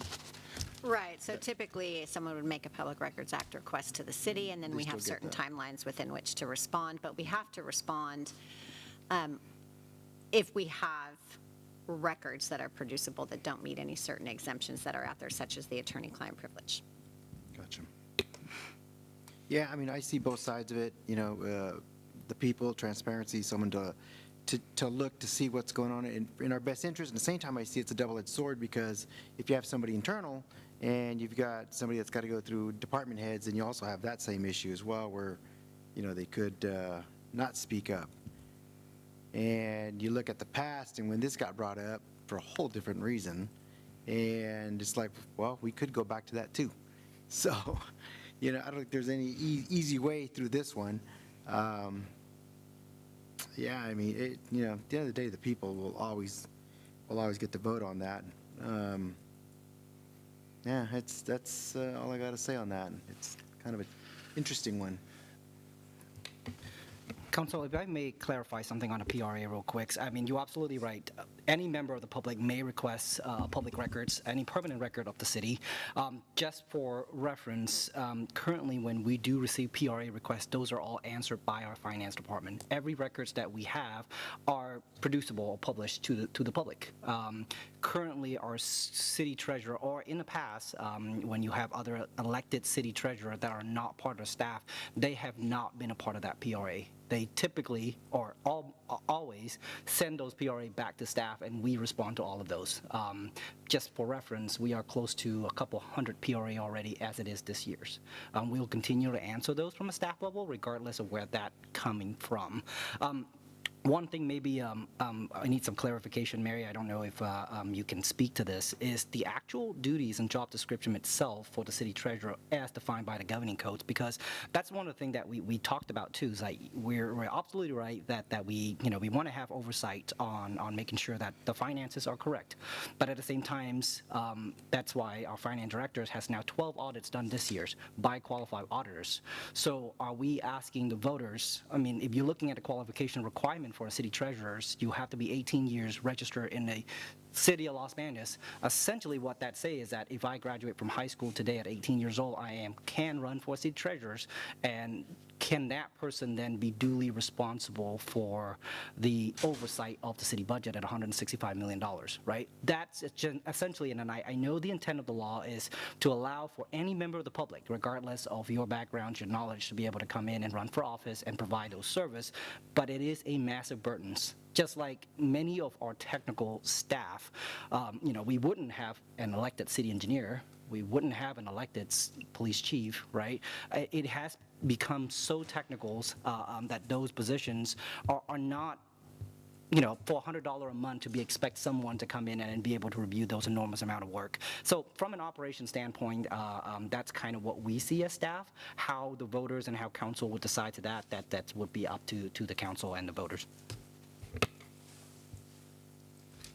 The comment I have is, I see everybody's point. Oh, did you want to answer any of that? No, I was going to just say, it goes back to what Minnie was talking about. There are a number of statutory duties that are required of your elected city treasurer, and those were actually outlined in the attendance and duties policy that was adopted by the council back in April of this year.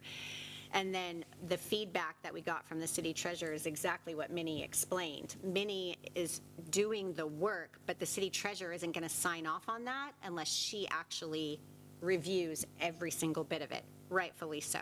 So there are statutory duties, to answer the question. And if I can add, the other thing that would need to happen if this, if we continued with a city treasurer that was elected, is my recommendation to the council would be that we would need to get that person educated to the extent that they're knowing what they're signing and be able to validate the work with their signature. I have been here about a year and 3 months, and I have not had our city treasurer sign anything. So if for whatever that's where. Yes, I understand that.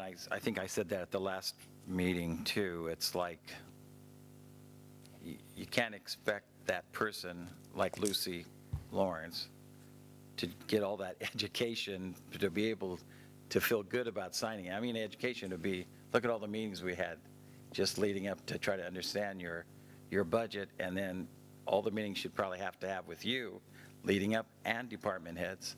And every year, it's so different than it was 50 years ago, And every year, our government finance officers association or California Municipal Finance Association. There's a lot that comes down that gets changed, and a lot of new regulations and a lot of new, and so you have to stay on top of it, on top of understanding government finances. And so it's taken me, 25 years to understand government finance to the point where I'm at. So I can see where our current city treasurer, would not sign a document reviewing my documents if she didn't completely understand it. So it would require additional costs, additional salary, or additional trainings, education. And then it would also require me to spend more time and my staff to spend more time educating specifically to the city of Los Banos. And he or she wouldn't have to do it. They don't have to do any of that.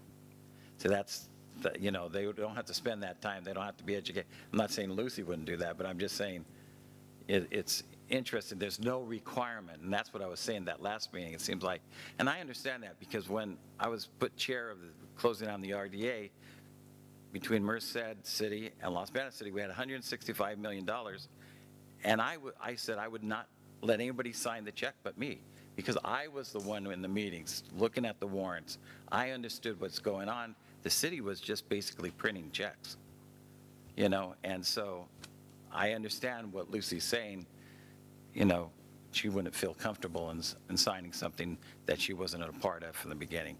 So anyway, with that, but the only thing, consolation with this, and I hear what everybody said, and I respect it, is it ends up going to the people, and it's the people that decide. And if they voted down again, they voted in favor or against it, it ends up being in the hands of the people. And the unfortunate thing about this is it's one of those things that they probably really don't know which way to vote.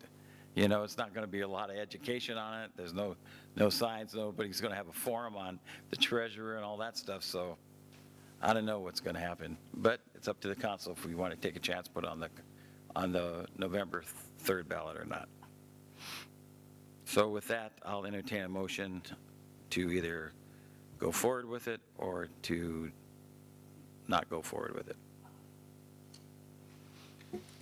Yes, Mayor, I'd like to make a motion on Resolution 7101 to move forward with, I'm sorry, that's a different, I'm sorry, let me go back here. We're on item 10, right? Correct. It would Yeah. be resolution. Because there's another resolution number on that. I'd like to make a motion to move forward with 7115 for the submission to the qualification of election with the measure relating to the appointment of the city treasurer at the general election held November 3rd, 2026. And as called by Resolution 7101. Okay, so we have a motion. Do we have a second? Yeah, second. Okay, we have a motion and a second. Any further questions or comments from anyone? Then if, Lucy, give me a roll call vote, please. Perez? Yamas? Yes. Chavez? Yes. Lewis? Yes. Hammerville? Yes. Okay, thank you. Thank you, staff. We'll move on to item 11, consideration of adoption of the City Council Resolution 7116, approving the award of contract to Fortune Ratliff General Contractors Incorporated and Paul Holligan Architects for the Los Banos Civic Center project, and authorizing the city manager to execute the agreement. And let's see, we'll go to our Community and Economic Development Director, Ms. Souza Elms. Thank you, Mr. Mayor and City Council. This item, just to give you a little bit of background, back in 2024, the city conducted an assessment of our former police annex. It's located at 535 J Street. This was done by Indigo Architects, Indigo and Plyle Architects. And through that assessment, they were really looking at the feasibility of turning the former police annex into a development services center, and also developed an estimated construction cost of $7.8 million. So the city came back to the council, received direction to move forward with the Civic Center project. And then the city issued an RFQ in 2025 to identify a progressive design build entity and entered into contract with Swinnerton Builders and the Taylor Group Architects. As you may recall, on May 5th, the City Council authorized termination of that contract and directed staff to negotiate with the next most qualified team, which is Fortune Ratliff and the Paul Halajian Architect team. The project phase is, first phase is pre-construction, which is design. That's site building assessments, programming and conceptual design, cost estimating and constructability reviews, and then a guaranteed maximum price development. And then phase 2 is the design build, and that's the final design and permitting. That's when the construction occurs. So in phase 1, that's as far as we got with the Swinnerton team. We were still in the design phase, and we were struggling to get to that guaranteed maximum price development. So we will be starting that process over. We do have some information from the Swinnerton group that we will then be sharing with our new design team. But also we're excited to be working with this team and their ideas and working on a guaranteed maximum price within the city's budget that's been established.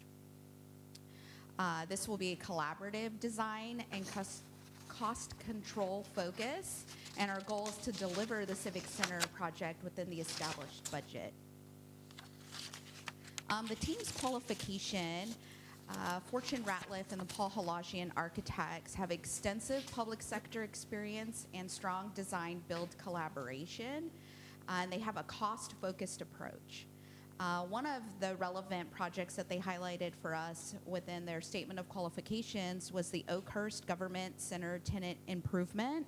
Another project I want to highlight is the Fresno County Recorder's Office tenant improvement. It's not on the PowerPoint slide, but it is pretty interesting in that it was a former bank building, so very similar to our situation with a tenant improvement and putting city, for them, it's county services, but it's also not only the county recorder, but also the county assessor in this old bank building, and they did it pretty successfully.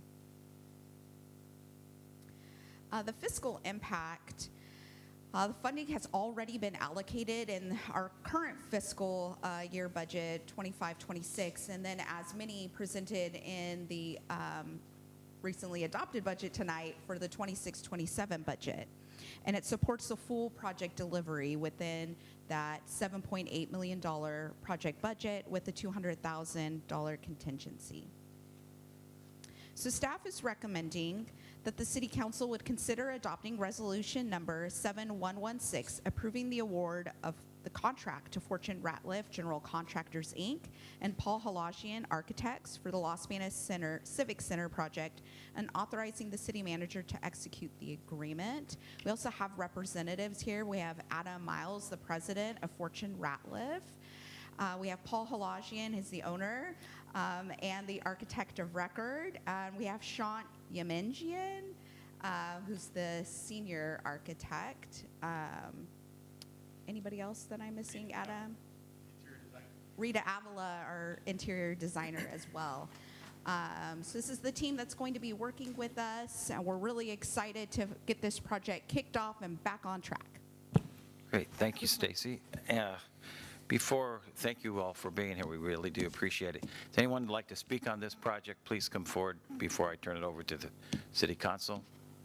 Have any questions or comments? We'd be glad to answer them for you.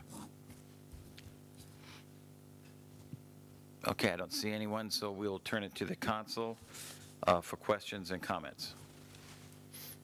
Thank you, Mayor. So my question this evening would be, if the council approves this tonight, what would be the projected date to start on this project, and how long will it take to complete it? So I can answer that.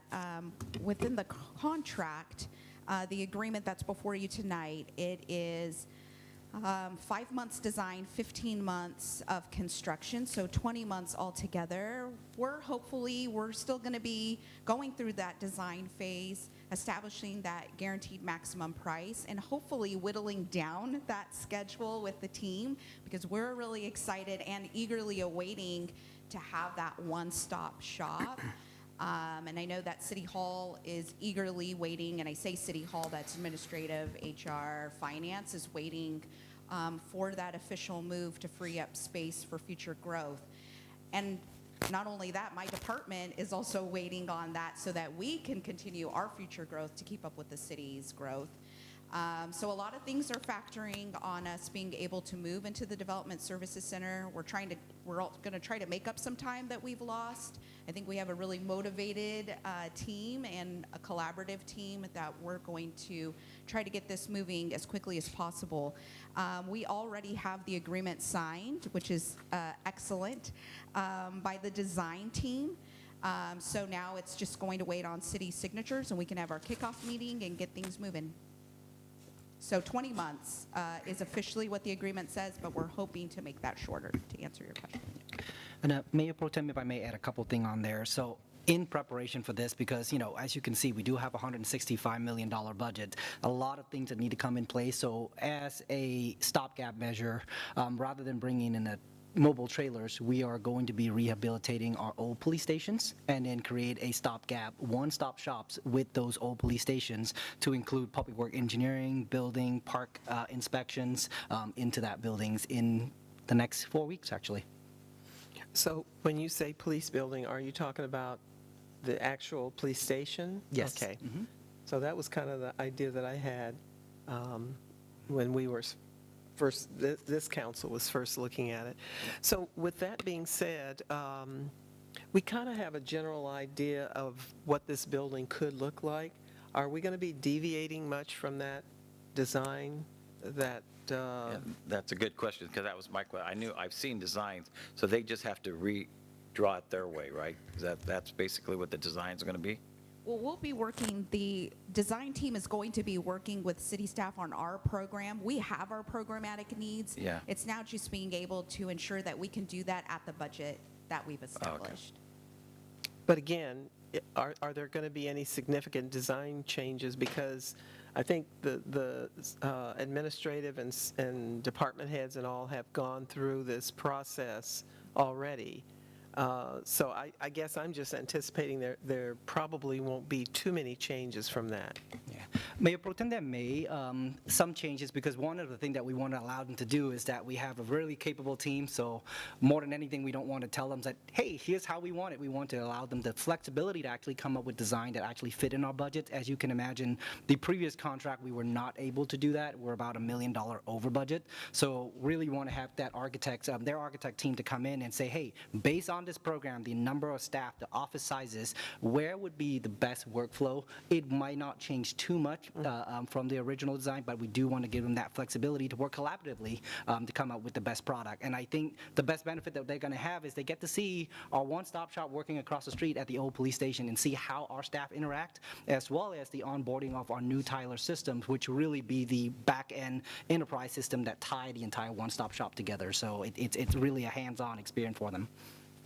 Well, I look forward to this, and it's been a long time coming. I mean, a very long time. And I hope that with the design team that, you know, maybe the process can be accelerated a little more than the 5 months. Our staff really needs the room to move forward. So thank you, and thank you to staff for all the hard work you've done, especially to make sure that this contract didn't get delayed any further, and bringing on a new team to move this design phase forward so that we can have this one-stop shop. It's been a long time coming. Rather than having people coming in applying for license and various things to go to different buildings throughout the city, to be able to have one place to take care of everything, it's just a wonderful idea. Thank you, Mayor. Thank you. And I think this is going to allow us to expand, how many, 20 years? 20? Give us the room for 20, 25 years? Yeah, it would essentially be doubles our current staffing level, Okay. so yeah. So this will give us a lot of room over the next 25, 30 years for growth. So with that, any other questions, comments? And I just want to say, no pressure, no pressure. You guys are all right, no pressure. But we want it yesterday. Yeah, we're excited, that's all, we're excited. Good, we appreciate you. Okay, with that, what's the consideration of the council? See, we have resolution number 7116. Yeah, Mayor, I'd like to make a motion to approve Resolution 7116 as read by title. I'll second the motion. Okay, we have a motion and a second for resolution 7116. As stated, any further questions or comments? All in favor signify by saying aye. Aye. Opposed? Ayes have it. Okay, thank you all very much. And we'll move on to item 12, consideration and adoption of the City Council Resolution 7117, adopting a list of projects for fiscal year 26-27 funded by SB1, the Road Repair and Accountability Act of 2017. And we'll go back to our Public Works Director, William Bai. Thank you, Mr. Mayor. The item here before you tonight is, I have a presentation that goes a little bit further than just SB1. There's some other funding in there. We're going to kind of go over all of the streets projects we have scheduled for next year. But the actual item is approving the list of streets for SB1 that we will then submit to the state.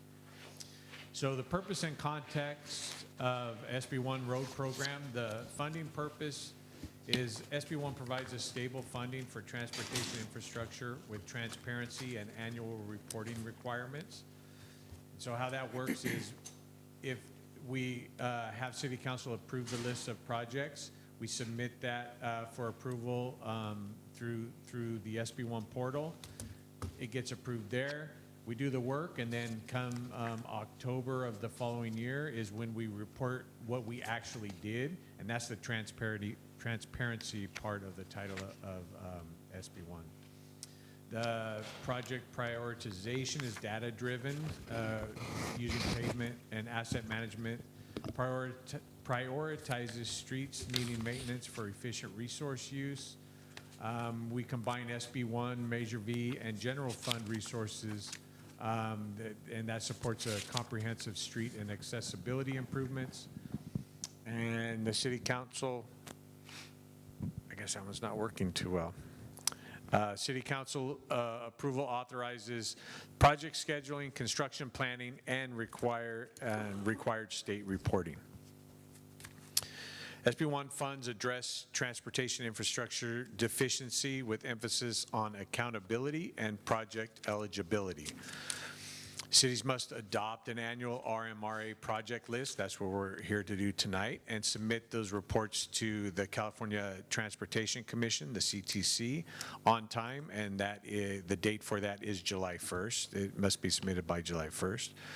Measure V funding, that's countywide. Measure V provides flexible sales tax revenue to supplement street maintenance and fund additional improvements.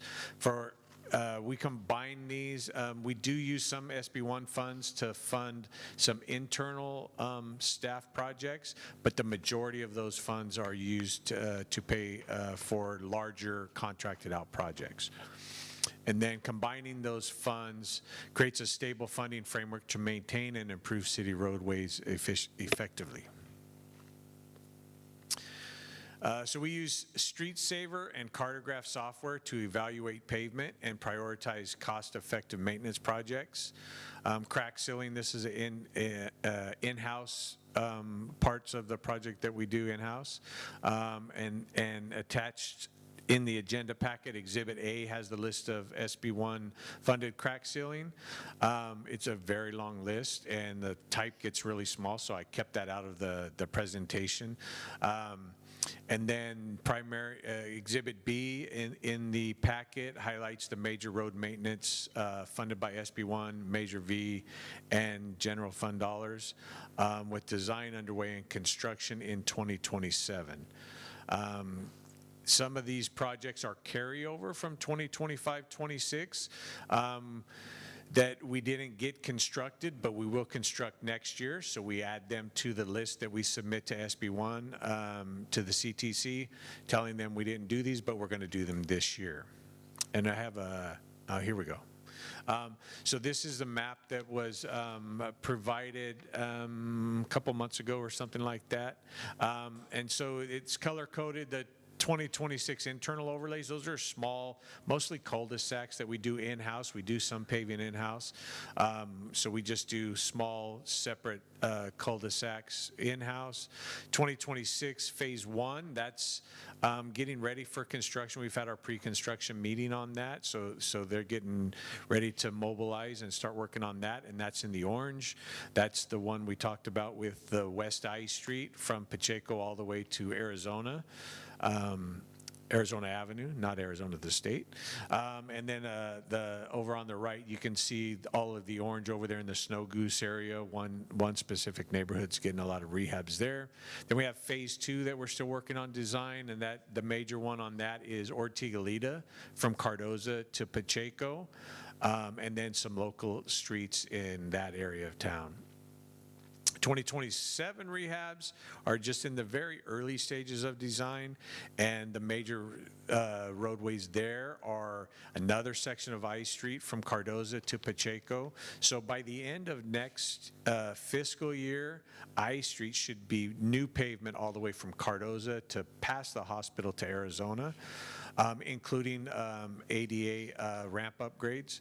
And then Page Avenue, you can see the green line along the canal there. That's Page and Monte Vista. It's a very long section. And that also includes a lot of ADA ramp upgrades. Stonewood up there, and Fairview? No, it's not Fairview. Fairmont. Yeah, Fairmont. I was close. I was fair. Those are like the major roadways for 2027s. And then we have 2028 listed on here just to show what we're planning to do in the next fiscal year, 27-28 fiscal year. So these are the list of streets that were just on the map there. It shows the area that we're going to repave, the estimated cost, and then how long that pavement should last. This is one of the attachments, the exhibits. The 26-27 budget allocates $8.95 million for street maintenance and improvements funded by those 3 funding sources. Part of the Measure V is there's a specific Measure V alternative transportation, and walking is an alternative transportation form. So we include ADA ramp upgrades for that restricted funds for Measure V, and next year is $600,000 of that we're going to spend on ADA upgrades. And then SB1 and Measure V funds provide a reserve balance ensuring financial flexibility for future infrastructure needs and unexpected repairs. And the budget supports long-term asset preservation by securing external funding and aligning expenditures with strategic priorities. So the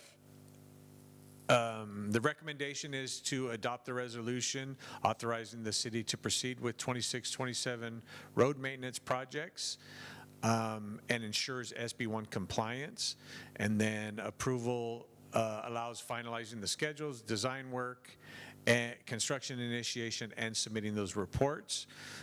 Public Works staff will coordinate with crews and contractors to deliver projects efficiently, tracking progress and budget compliance. And the resolution supports responsible funding use, advances infrastructure improvements, and maintains transparent reporting of expenditures. And that concludes my report, but I am available for any questions. Thank you, William. At this time, I'd like the record to reflect that Councilmember Mitzi Perez joined us at 7:48. Welcome to our meeting. Glad you could make it. And now I'll turn it to the public. If you have any questions on these road projects for fiscal year 26-27, as discussed with our Public Works Director. Anyone have any comments on all those roads that are going to be repaved, rehabbed, I should say? Okay, I don't see anyone wanting to speak, so I'll turn it back to the city council for questions or comments. Mayor Pro Tem? Thank you, Mayor. William, could you just explain for council and the public's sake, we have several different categories. We have hot mix overlay, design and reconstruction, internal overlays, rehab, and then hot mix overlay, reconstruction. What would be the difference? So hot mix overlays, reconstruction is generally a full depth. We go down and take all of the pavement out and possibly add some base rock underneath that to stabilize the sections. Just a regular hot mix overlay, we just do a grind, like a 2-inch grind of the existing pavement, and there may be 6 inches of pavement in there, but we just take 2 inches off of that and then repave over the top of that. And then the internal overlays are basically grind and overlay. So we do a 2-inch overlay over a 2-inch grind. Okay, so the design and reconstruction is a little bit more in depth than just your reconstruction for hot mix overlays? Yes, and we do design, anything that we contract out, we have to design that so the contractor knows what we want them to do. On our internal overlays, our staff knows what they want to do because it's a pretty simple grind and overlay, but we design everything that we contract out. Okay, thank you. Thank you, Mayor. Okay, thank you. Mr. Vai, we can't start fixing roads fast enough, but I don't see 165 or 152. I'm more making that statement for the public, if you could just make sure, because some people keep asking that question. Yeah, 165, Highway 165, Mercy Springs Road, and Pacheco Boulevard, Highway 152 are both Caltrans' responsibility, and Caltrans is working on a project. We didn't include it in here because we're not spending money on that, but they are working on a project that will basically repave all of Pacheco, basically from the college all the way out to basically Holt Brothers, that area, and they're going to repave all of those streets and do some sidewalk improvements and ADA upgrades as well. Awesome, can't wait, thank you. You're welcome. Okay, any comments? Questions? Okay, so I'll entertain a motion then to go forward with Resolution 7117. Yeah, Mayor, I'd like to make a motion to approve Resolution 7117 as read by title. Second. Okay, we have a motion and a second for Resolution 7117 as stated. Any further questions or comments? All in favor signify by saying aye. Aye. Aye. Opposed? Ayes have it. Thank you, William. We'll go on to item 13, discussion, direction, and proposed comparable cities for the market rental rate study. So with this, we'll go back. Oh, Minnie, it's the mini show today, huh? Yes, the mini show today. Yeah. Tonight's item is a direction on proposed comparable cities for the market rates, rental rate study that council has directed the finance department to conduct an RFP, which we awarded to and entered into an agreement with Bay Urban Economics. Following the execution of the agreement, staff held a kickoff meeting with BAE to review project steps and evaluate potential comparison cities. As promised, the comparison cities have been put in your staff report. They looked at facilities, similar facilities, population, something in our area, making sure we have those. And so they're before you, and staff is asking for your direction on the list and approval of the proposed cities, and answer any questions you might have so we can move forward with this study. This is the only thing that we have pending, so we can get it moving forward and getting the rental, market rental rates for all of our facilities. Okay, with that, I'd like to open up to the public. If anyone would like to discuss this item, we want to find out with comparable cities what rental rates are, so making sure we're renting our properties at the standard rate that comparable to other cities. Anyone have any comments on this? Please come forward. Okay, I'll turn it back over to the City Council. Mayor Pro Tem. Yes, Mayor, I would like to make a recommendation that we move forward with staff's recommendation for the study for the comparable cities for rate rentals for our facilities. And this is just an item for direction, so we would need consensus from Just council. consensus, correct. Okay, is everybody fine with this? Everybody in favor of this? I'm good. Yes. Good? Mr. Mayor, I just had a comment. Sure. It's just, I understand the reason for the comparable rate study. I would just like to have a consideration that many of our residents live below the poverty line, and they would also like to have their festive occasions in some of the rental facilities. And so again, just to take that consideration that we do have a lot of folks who are economically challenged. Thank you. That's all. Okay. Okay, and you're in favor of going forward, you two over there? Okay, then you got Thank your you. direction, okay? Thank you. Thank you. Okay, we'll go back before city department reports. We'll go back to our public hearing to receive public comment. This is item E. What's the number? Is it? Yeah, 9E. This is a public hearing to receive public comment and consideration, introduction, and waiver for the first reading and ordinance amendment, Section 2-1.302 and 2-1.303 for Title II, Chapter 1, Article 3 of the Los Banos Municipal Code to increase elected compensation. If this goes forward, it would be ordinance number 1215, amending those sections. With this, I'm going to open up the public hearing. Let's see, no, we're first going to go to our city manager before we open up the public hearing, and you can discuss this. Okay, thank you, Mayor. As you can recall, back in March 4th, 2026 council meeting, City Council did direct staff to bring back an ordinance amendment in relate to elected official compensations. A public hearing for an ordinance amendment was then noticed on April 15, 2026 council meeting. However, ordinance amendment hearing was then pulled from the April 15 agenda and then was brought back on today's agenda. Up for discussion today, council is two actions that staff would like to get your approval on. One is the establishment of a salary schedule compensation for city council, and action number two would be the compensation for the mayor. The background of this was provided at previous council meeting. I know that at the last meeting that was also requested from public records on city council salary, as well as benefit, travels, cell phone reimbursements as such, all of which has been attached to this staff report.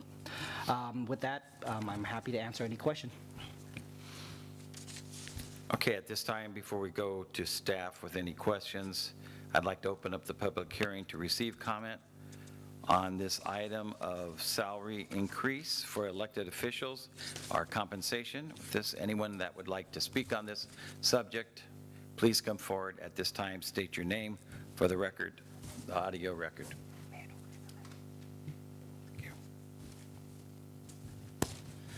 Good afternoon, Mayor, council members. Just wanted to take a moment to say thank you for listening to my concerns I shared at the previous meeting where this item was brought up. I did notice that you did put in some additional items in terms of the funding, healthcare, and things of that nature that council members receive. I did notice, though, that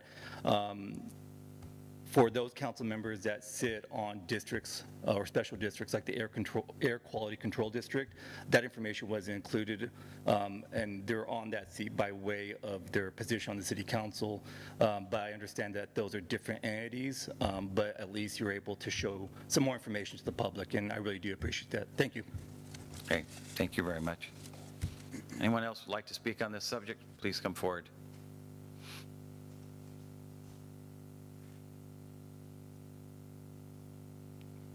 Okay, we do have a letter that Lucy, if you grab the microphone and read, start the time clock. When she starts reading, please. My name is Larry Byers. I live in the Crest Hills 2 development here in Los Banos. I am a proud member of the Los Banos Tree Commission. From this podium, I've discussed many subjects that begin with the letters T and R. Tonight's subject is transitioning. No, not the type of transitioning I'm talking about, salary transitioning. 37 years is a long time.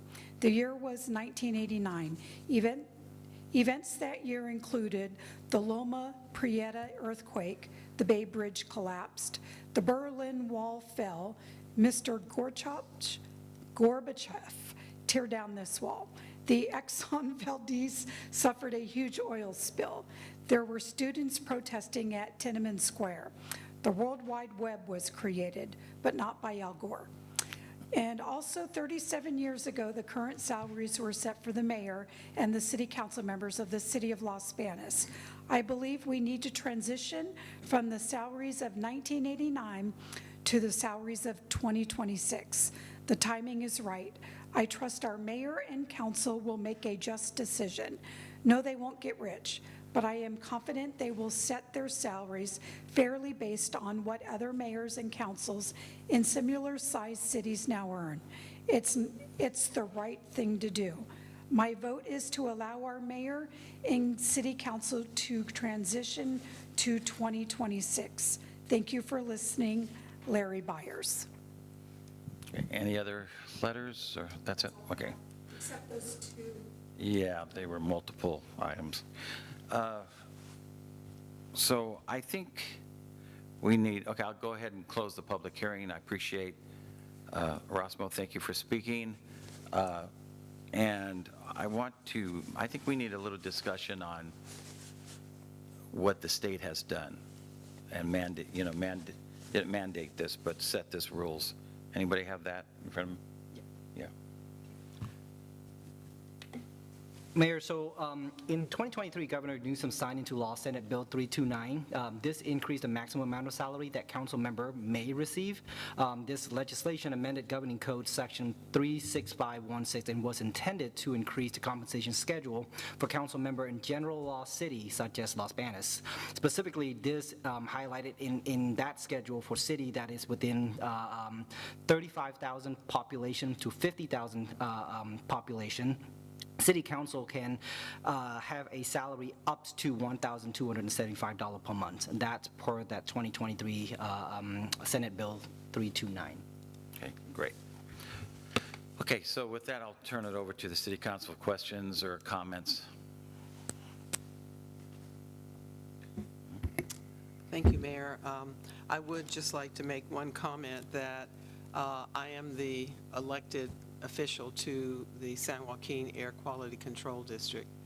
And I was elected not just by the city of Los Banos, but by every city within the county of Merced.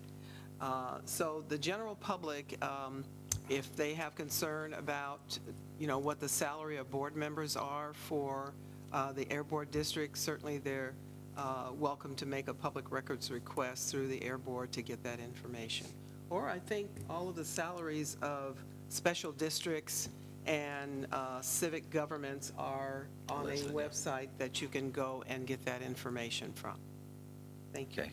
And I just want to state that I'm on a lot of boards too, besides the City Council, and I do not get any pay on any of those other boards, just to let that be known.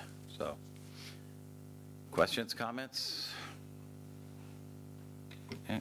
Mr. Mayor, if I may, just to consider that the city of Merced, which is twice the population of Los Banos, are effectively, I think, 100,000. Mayor Serrato stated that a couple of days ago. Their compensation is similar to what we receive currently now. Just to take that in consideration when making these decisions, and also, that's all. Thank you, Mr. Mayor. Okay, thank you. The only comment I would have would be, I think it's really important that we do move forward to the future and start getting prepared for future elected council members. I do think that we don't necessarily have to go to the max amount. I think there has to be some type of compromise. So that's something we can look at. So I brought this forward. Thank you. So, thank you. And I can see again. So here goes a story. So I was mayor in the 90s, I was mayor in the 2000s, and now I'm mayor in the 2020s. When I first was elected mayor, I think the town was right around 12,500, something like that. So many years ago, it's hard to remember. I remember, though, we were trying to get to 15,000 because we have benefit for retail coming to Los Banos when you hit 15,000. Then the next step was 20,000, then 25, now it's 50, you know, they have all these marks. So anyway, and I was mayor for 12 years, and I got the same pay as I get today and never considered ever even bringing this forward. But today's a different day, and we have a lot of requirements that weren't required back then. I think I wrote some of it down. We have all the state regulations, public safety requirements, housing mandates, infrastructure planning, labor negotiations, economic development, budget oversight, residential concerns. We have to take classes in the Brown Act, sexual harassment, city finance management is now required, which is this is all good stuff. I agree with all this. And now we have to do ethics and public service responsibility classes. So a lot of things have changed. I'm just making that point because I just want you to try to understand my reasoning. I do not do this for the money at all. I spend probably 30 hours a week as mayor. About 2 or 3 weeks ago, I had 2 speeches and 5 presentations in 4 days to make. And I love it. And I'll keep doing it. I love doing it. I'm not complaining at all. But I'm looking at the future. And as you can see, even tonight with Mitzi, she has a job and she has to she has to make an income to live and to survive. And we understand that. And with $300 a month, it's tough. It's tough. 37 years. And you're right. A lot of the city councils should have looked at this many times, but we never did because the responsibility wasn't the same. And I know we're all busy. We're all in meetings. We're all doing a lot of things for the city, and we all enjoy what we're doing. So it's not, I'm not talking about, a lot of people said this should be a volunteer position. Well, so much has changed when you look at city councils 50 years ago, when my father was mayor of town. What they used to do was, it was pretty much it was like going to a club meeting. They would all meet, make their decisions, come to City Hall, vote on it. Everybody knew it was already going to happen. But that was the times, you know. It was, and the city ran good. Everybody was happy. Of course, there's probably only 3,000 or 4,000 people in town, but everybody knew everybody, and if anybody did anything wrong, everybody knew it. So it was a different time, and I'm not taking away with that. But what I want to bring forward to you this time is that I think we have to look at this. I recommend $1,275 for the council and $1,500 for the mayor. But I'm going to put a caveat on that. I said this should be a range, not a set salary. So every city council member can decide what they want to get paid. You can take $1,275, you can take $100, you can stay at $300. It's everybody's decision. Through COVID, I know a lot of the city council members, none of it, Pro Tem Lewis was here during COVID. I know some members took less pay because the city wasn't surviving very well. I know the city manager at that time took a reduction on some of his benefits. So it's really up to the city councils. So I want to throw that out. So don't think of it, if you approve $1,275 and $1,500, that's what you take. That's up to you. If you want to stay at your 300, stay at 300, because it's your decision. But the state of California says you should be getting paid $1,275 and for the work in 2026. And so I like to throw that out, and I want you to look at it that way, and then take it from there in your vote. Public service is not a paycheck. I understand that. And I said before, I probably lose money being mayor, and it doesn't bother me a bit. And it was my choice, and I love doing it, and I'll keep doing it. But, you know, I think it's for the future. We're trying to get younger people involved that take time off of work, have to go to meetings. When you first get elected, Mitzi has a brand-new job. Her new job started this year. Probably doesn't have a lot of vacation time built up and all that stuff, so she takes a day off to go to a 7-hour budget meeting. She doesn't get paid. And I don't think $300 does it. So that's what I'm looking at. I don't think I had a 7 hours budget meeting in 5 or 6 years as mayor the first time. We would get together, and it wasn't, you know, it was open to the public, but it wasn't on TV. And so I want you to look at it that way. So if you approve this, you pick the dollar amount up to $12.75 you want, and that's where I think that's the direction we should go for the future. And so that's my thoughts on it. Question? Yeah. Mary, is what he's talking about, is that actually possible? It is. You can always take less. You could take nothing. You just can't take more. Okay. Next question. So the 1275, that's for a city up to 50,000. If it was 50,001, it's a whole different range. Correct. Oh, okay. All right, interesting. So anyway, I think that's a good way to look at it. So we're not putting anybody out. If you want to stay at your $300, stay there. If you don't, that's up to you. You have your constituents, you have your district that you have to answer to.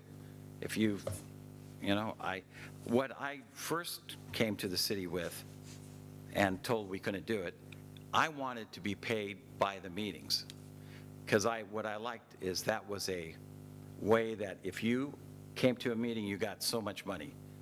City council meetings, MCAG, budget meetings, but now you're performing and you're getting paid for it. I really like that. It was a performance-based salary. We can't do that. We can do it under this. We could set us up to $12.75 a month and get paid by the meetings. We probably can do that somehow, a formula maybe. But I really like that. Yeah, so that would have to be voluntary. Yeah. As you're going to establish a set amount under the law. So if you're going to, however you break that amount up, that has to be voluntary. Right, okay. Yeah, and then I think to add to that too, Mayor, I think what part of the performance now has been established is the attendant policy for council. So in my business, I like performance-based business. You perform, you get paid more.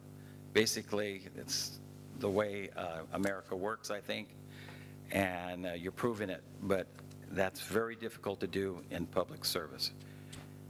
So anyway, those are my thoughts. Any other questions or comments? Yes, Mayor, I have one other question. If I could have the city manager explain the second paragraph where it breaks down salaries of 100 and 200. Could you explain that a little bit more on the front page? So Mayor, if you look at our ordinance, its breakdowns are council or elected official salary to two sections. One is council member, and the other one is per mayor. How our ordinance is read is that all city council, including the mayor, get a set salary, but for the mayor specifically, with additional duty that is required of the mayor, there is an additional salary of $100. Currently, our current ordinance reads that every council member, including the mayor, received $300. In addition to that, because of the mayoral duty, the mayor received an additional $100, which makes it a total of $400. So that's why we have to break it into two actions. One is to establish the salary for all council, including the mayor, and then the additional for the mayor for all of the mayor duty that is being performed. Yeah, so, and actually taking that a step further, Mayor Pro Tem, in the draft or in the ordinance, that's being proposed. Whoever makes a motion to introduce and waive the first reading of this ordinance, you would give a sum for the council, and then you would give a sum, total sum for the mayor. So I could fill in the blanks. It would be one motion, but two different sums. Correct. I just need to be able to fill in the blanks on page 734 of the agenda packet. All right. Any further comments by any council member? Then what is the desire of this city council? Well, I'd like to make a motion. Are we waiving the first reading, or would we? Yeah, so it would be a motion to waive the first, to introduce and waive the first reading. Remember what we did at the last meeting? You can combine it. We don't have to do two separate motions. You could make a motion to introduce and waive the first reading with council salary set at, and you state the dollar amount, and the mayor's salary set at, and you state the dollar amount.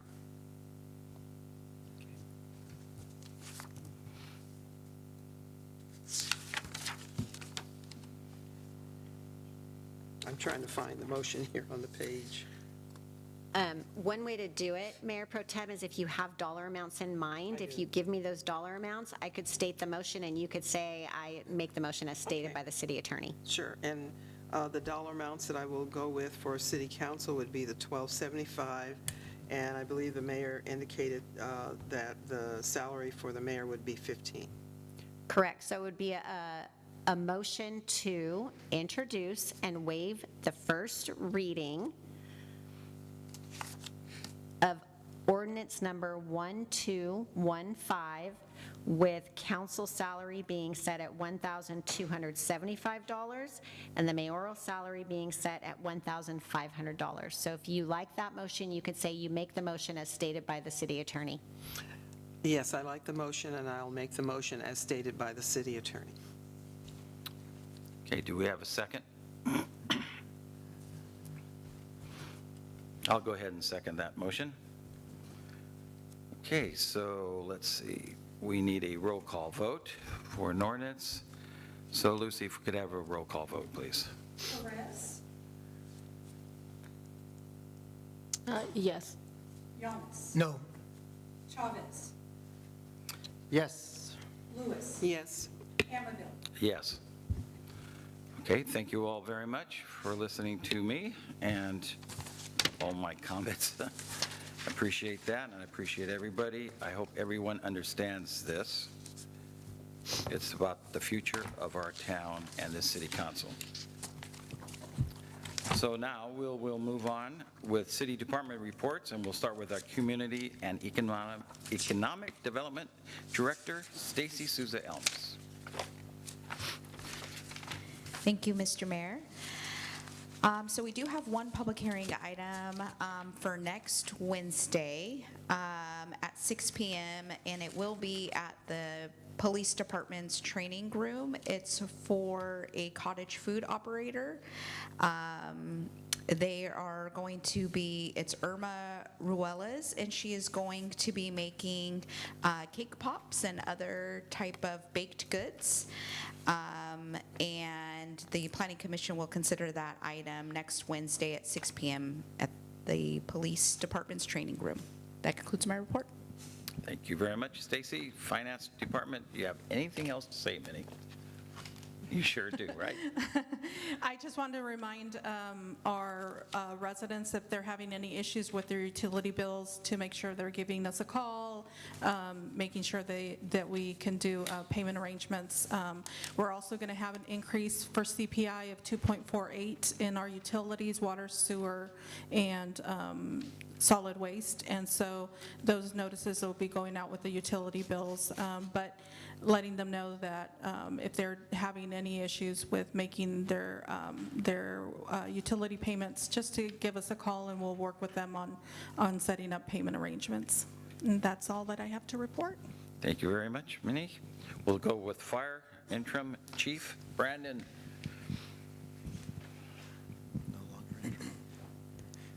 Thank you, Mayor, Council. One thing to report, tomorrow we're going to be participating in the Golden Agers event here at the community center. So our crews will be out here cooking dinner and serving and cleaning up, and so they'll be out for another 5 or 6 hours late tomorrow night. So that concludes my report. They'll enjoy it, Chief. Thank you. Let's see, Human Resources, Director Isabel. Yes, Mr. Mayor, members of the council. Our department, just like the other departments, is currently transitioning between fiscal years, and so the team is finishing up the remaining task list for the current year, and we're preparing for the new year with the added positions that we'll be recruiting for, any program enhancements, and of course, administering the terms of the last year of our collective bargaining agreements. That's my short report for tonight. Thank you. Thank you very much. Park and Recreation Director Joe. Thank you. Park staff has been installing a few dog park exercise amenities at the dog park at Ag Sports Complex. So if you have dogs, maybe check that out. We also installed some new mulch / compost thanks to Public Works. They were able to secure some from Mid-Valley, and that was installed at Meadowlands 2 Park on Snow Goose. There's quite a bit more that we have at the airport that we'll be distributing to parks over the next month or so. We do have some continued work along the canal trail, including the divider line. The staff's been working on a drinking fountain on site over there. And then we just had our movie night this last Saturday, and our next couple events we'll be helping out with the 4th of July, which is on 4th of July this year at the plaza. As well, we are working on getting a flyer out for a save the date for pickleball grand opening on July 18th. Thank you. Great. Concludes my report. Thank you, Joe. Police Department, Chief Ray. Good evening, Mayor and Council. A lot of great things going on at the police department. It's a fantastic time to work with the staff and be the police chief. So a few things to discuss. Next week, I will have police officer trainees Roland, Rodriguez, and Northey graduating from the Fresno Police Academy. So that's great news. Really proud of them. They did an outstanding job. I also have a 4th police officer candidate that will be completing the final stages of the hiring process in probably next week. And then I have a 5th lateral police officer candidate that was given a conditional offer this week. So if all goes well, we might have 5 new police officers in training next month. So that's outstanding. So as promised, we're working to bring great staff here to serve the community. Regarding traffic, our 3rd traffic officer, Officer Solis, is completing motorcycle officer training in Hollister this week. It's a 2-week course, and we did a lot of work between him and the other 2 traffic officers to get him ready. I was very impressed at what they did. They kept me updated, and I am told that he is the class star over there right now, so he's doing outstanding. Next month, you should have 3 motorcycle officers on patrol in the city that are enforcing our laws and caring for our community. On traffic, I'm also very proud to report January to May 2025 to 2026.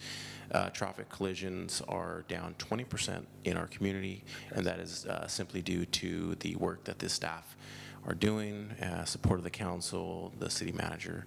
And again, just the staff are just doing outstanding. Thank you to Officer Rivas and the PAL department for another successful Sober Grad event. Thank you to Joe for hosting them here. It sounds like we had like 300 plus kids here. Quick note, it's getting hot. Members of the community, we keep getting calls, not keep, but we are getting calls of children unattended in vehicles. It's very hot. It's uncalled for. If we get a call, I can promise you we will break your window out to get those kids out, and you will be held accountable. And also in some cases, it's a violation of the penal code to leave animals in cars if it can harm them. I'll be out of the office next week. If you need anything, Commander Meldon will be in charge. Please contact him. I will be down south watching my son graduate at MCRD San Diego for the Marine Corps. Hoorah, council member. So very proud of him. Congratulations, Luke. If you need anything, please give me a call. Thank you. Congratulations, Chief. That's great. And let's see, we will go Public Works, William. Nothing to report. Thank you, Director. And we'll go to our City Attorney, Mary. Thank you, Mayor and Council, nothing to report. Thank you. Our City Manager, Neuron. Mayor, City Council, thank you very much for your trust in adopting the budget tonight. I think many of you know that is a historical budget for the City of Los Banos to go from typical years of $120 to $130 million to now at $160 million. So I'm looking at my directors right now, and I can see their happy faces as well as a little anxious. It is a $70 million worth of capital projects that we will have to deliver next year's. Of that, I wanted to let you guys know that we have the biggest paving budget this year in comparing to any of the year before. Typically, we run a paving budget at around $2 to $3 million. We are at $8.9 million this fiscal year. And out of that, $2.5 million, which is coming off of your general fund. So thank you for seeing that. We are very excited to get these road repair and not just patching pothole. As you can see, these works will be starting next week already, or the first week of July already. So thank you for that.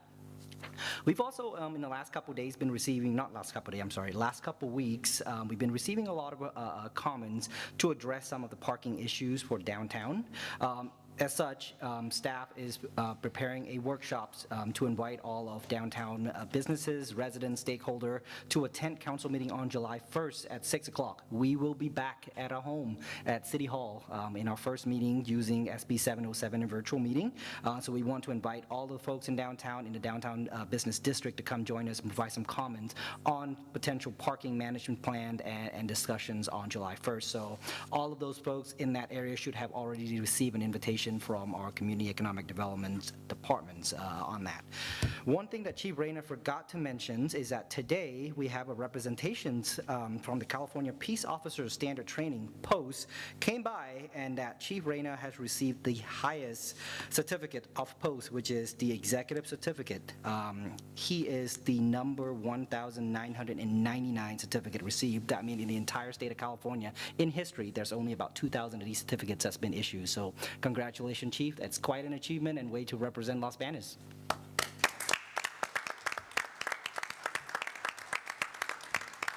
And that's conclude my report. Thank you, Neuron. Okay, so we'll go with our City Council, and we'll start with District 1, City Council Member Mitzi Perez.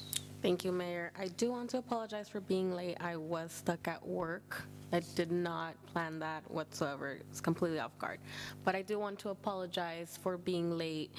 I don't have much to report, but I am really excited about all the projects that we have in the works. And I'm really happy to see all the additional staff that we will be having. I'm really excited for that. That means getting more done in the future. And I think Los Banos is doing really great at looking more into the future and trying to catch up. So I'm really happy to see that. The other one thing I wanted to mention regarding the, pets is I think maybe Louis has mentioned it previously, keeping your dogs on a leash and picking up after them. That's something that I now have been seeing around my neighborhood. And coming from a dog mom with a reactive dog, I get a little scared because I see dogs off leash and, their dog may be friendly, but coming up to my dog, then I get worried, right? So that's just something that I wanted to mention and bring up to the public. You don't always know what another person's pet might react like. So just to keep that in mind and be a little bit more considerate of your neighbors. That's all I have for today. Thank you. Great. Thank you very much. We'll go to District 2, Refugio Lamas. Thank you, Mr. Mayor. Big numbers of the budget. Big numbers come big expectations, and now it's time to deliver on those expectations, and I have no doubt that our staff, our personnel are ready to execute and provide our residents with the service and products and amenities that they deserve. So thank you very much for that hard work. Thank you very much, Police Chief, for staffing that traffic unit. It's, again, more service to our residents, provide safety and a peace of mind for our residents. What do we got here? The American Hero Initiative will have a Independence Day celebration on July 5th to not coincide with the current festivities happening with the Downtown Association, I believe. And their event will happen at the Sports Ag Complex. They're going to have family-friendly events, some inflatables, food vendors, arts and crafts, and just a variety of things are going to happen on July 5th at the Ag Sports Complex. I think the entry fee is $10, and that comes with a hot dog, a drink, and a bag of chips. So a lot to see and do there, family-friendly event. And again, it's for a good cause.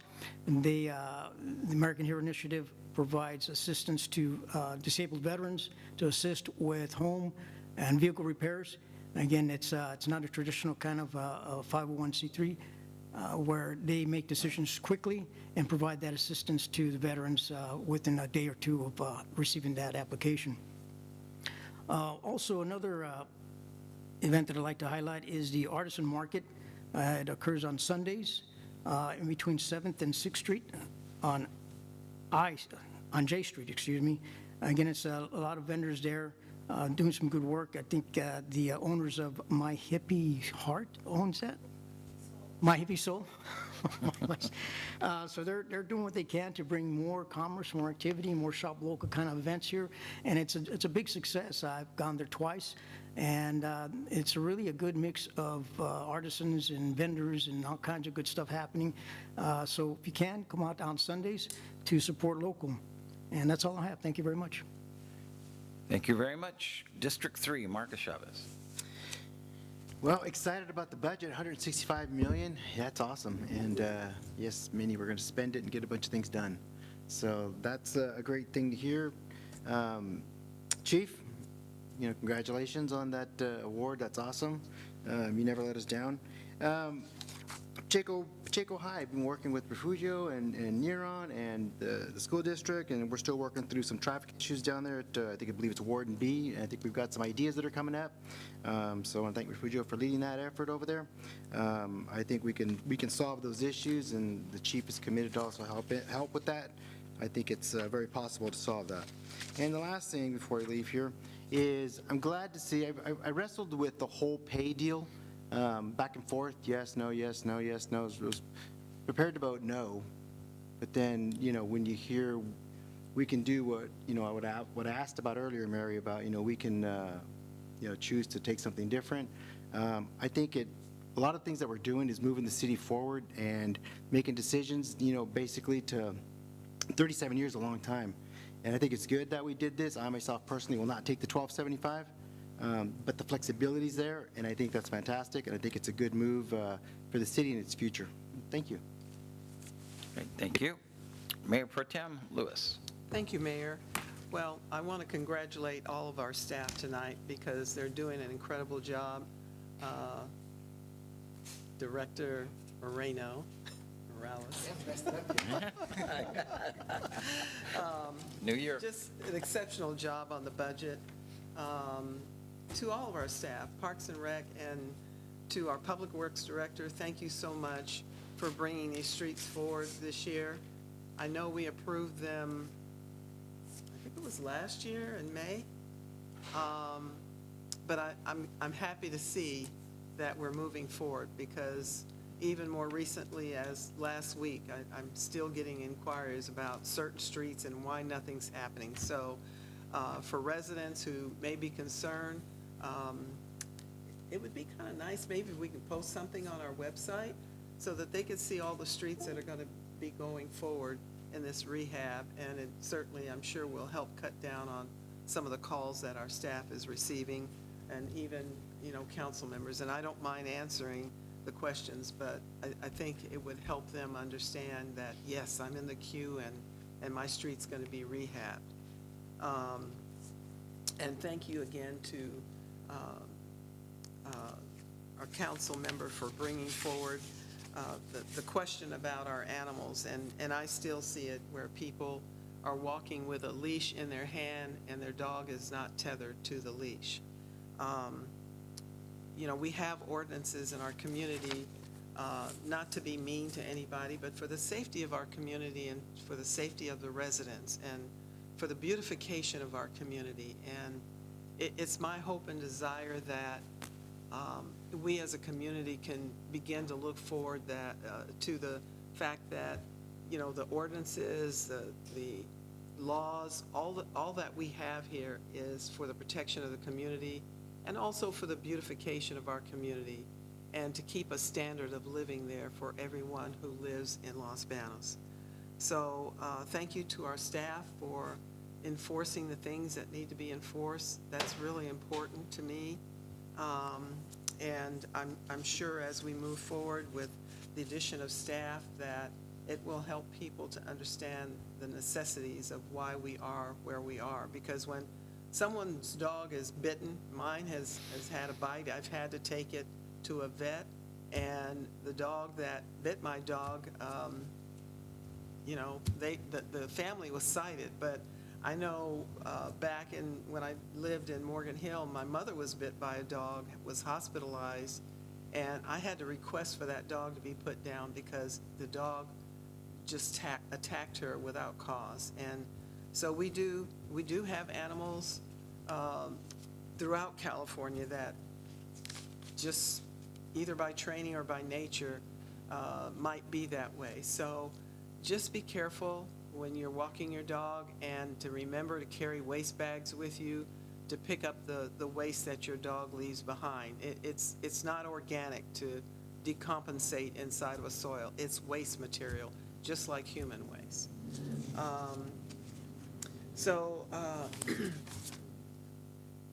Again, I just want to thank the staff for the wonderful work that they do, and I want to thank everyone here on council tonight for the consideration of what's before it. Decisions aren't easy to make a lot of times, and so, but that's what we get paid to do, is to make the hard decisions and to make the easy ones. So just thank everybody, thank all the council members, thank our staff, and I'm really happy to serve the city of Los Banos. Thank you, Mayor. Thank you. I'll start off with tomorrow I travel over to Merced, have MCHE, and we're going to start our meeting earlier because we have a meeting on homeless throughout the county, and we'll be discussing that. My LAFCO meeting, which is the board that considers annexations within the county, that meeting was canceled because our executive director had shoulder surgery. I had the honor of being over at Barbara and Louis Pereira's birthday party this weekend. Louis turned 100 on Saturday, and his whole family was there. It was great. I've known them my whole life. Gave them a proclamation. They've been married for 77 years, and lived in Los Banos their whole lives. So quite a family, quite an icon. Of course, they've had a lot of help. They've done a lot of work at the May Day Fair with the petting zoo and a lot of other programs at the fair throughout the years. Another congratulations to them. Joe, thanks for allowing us to use your home for a few months here.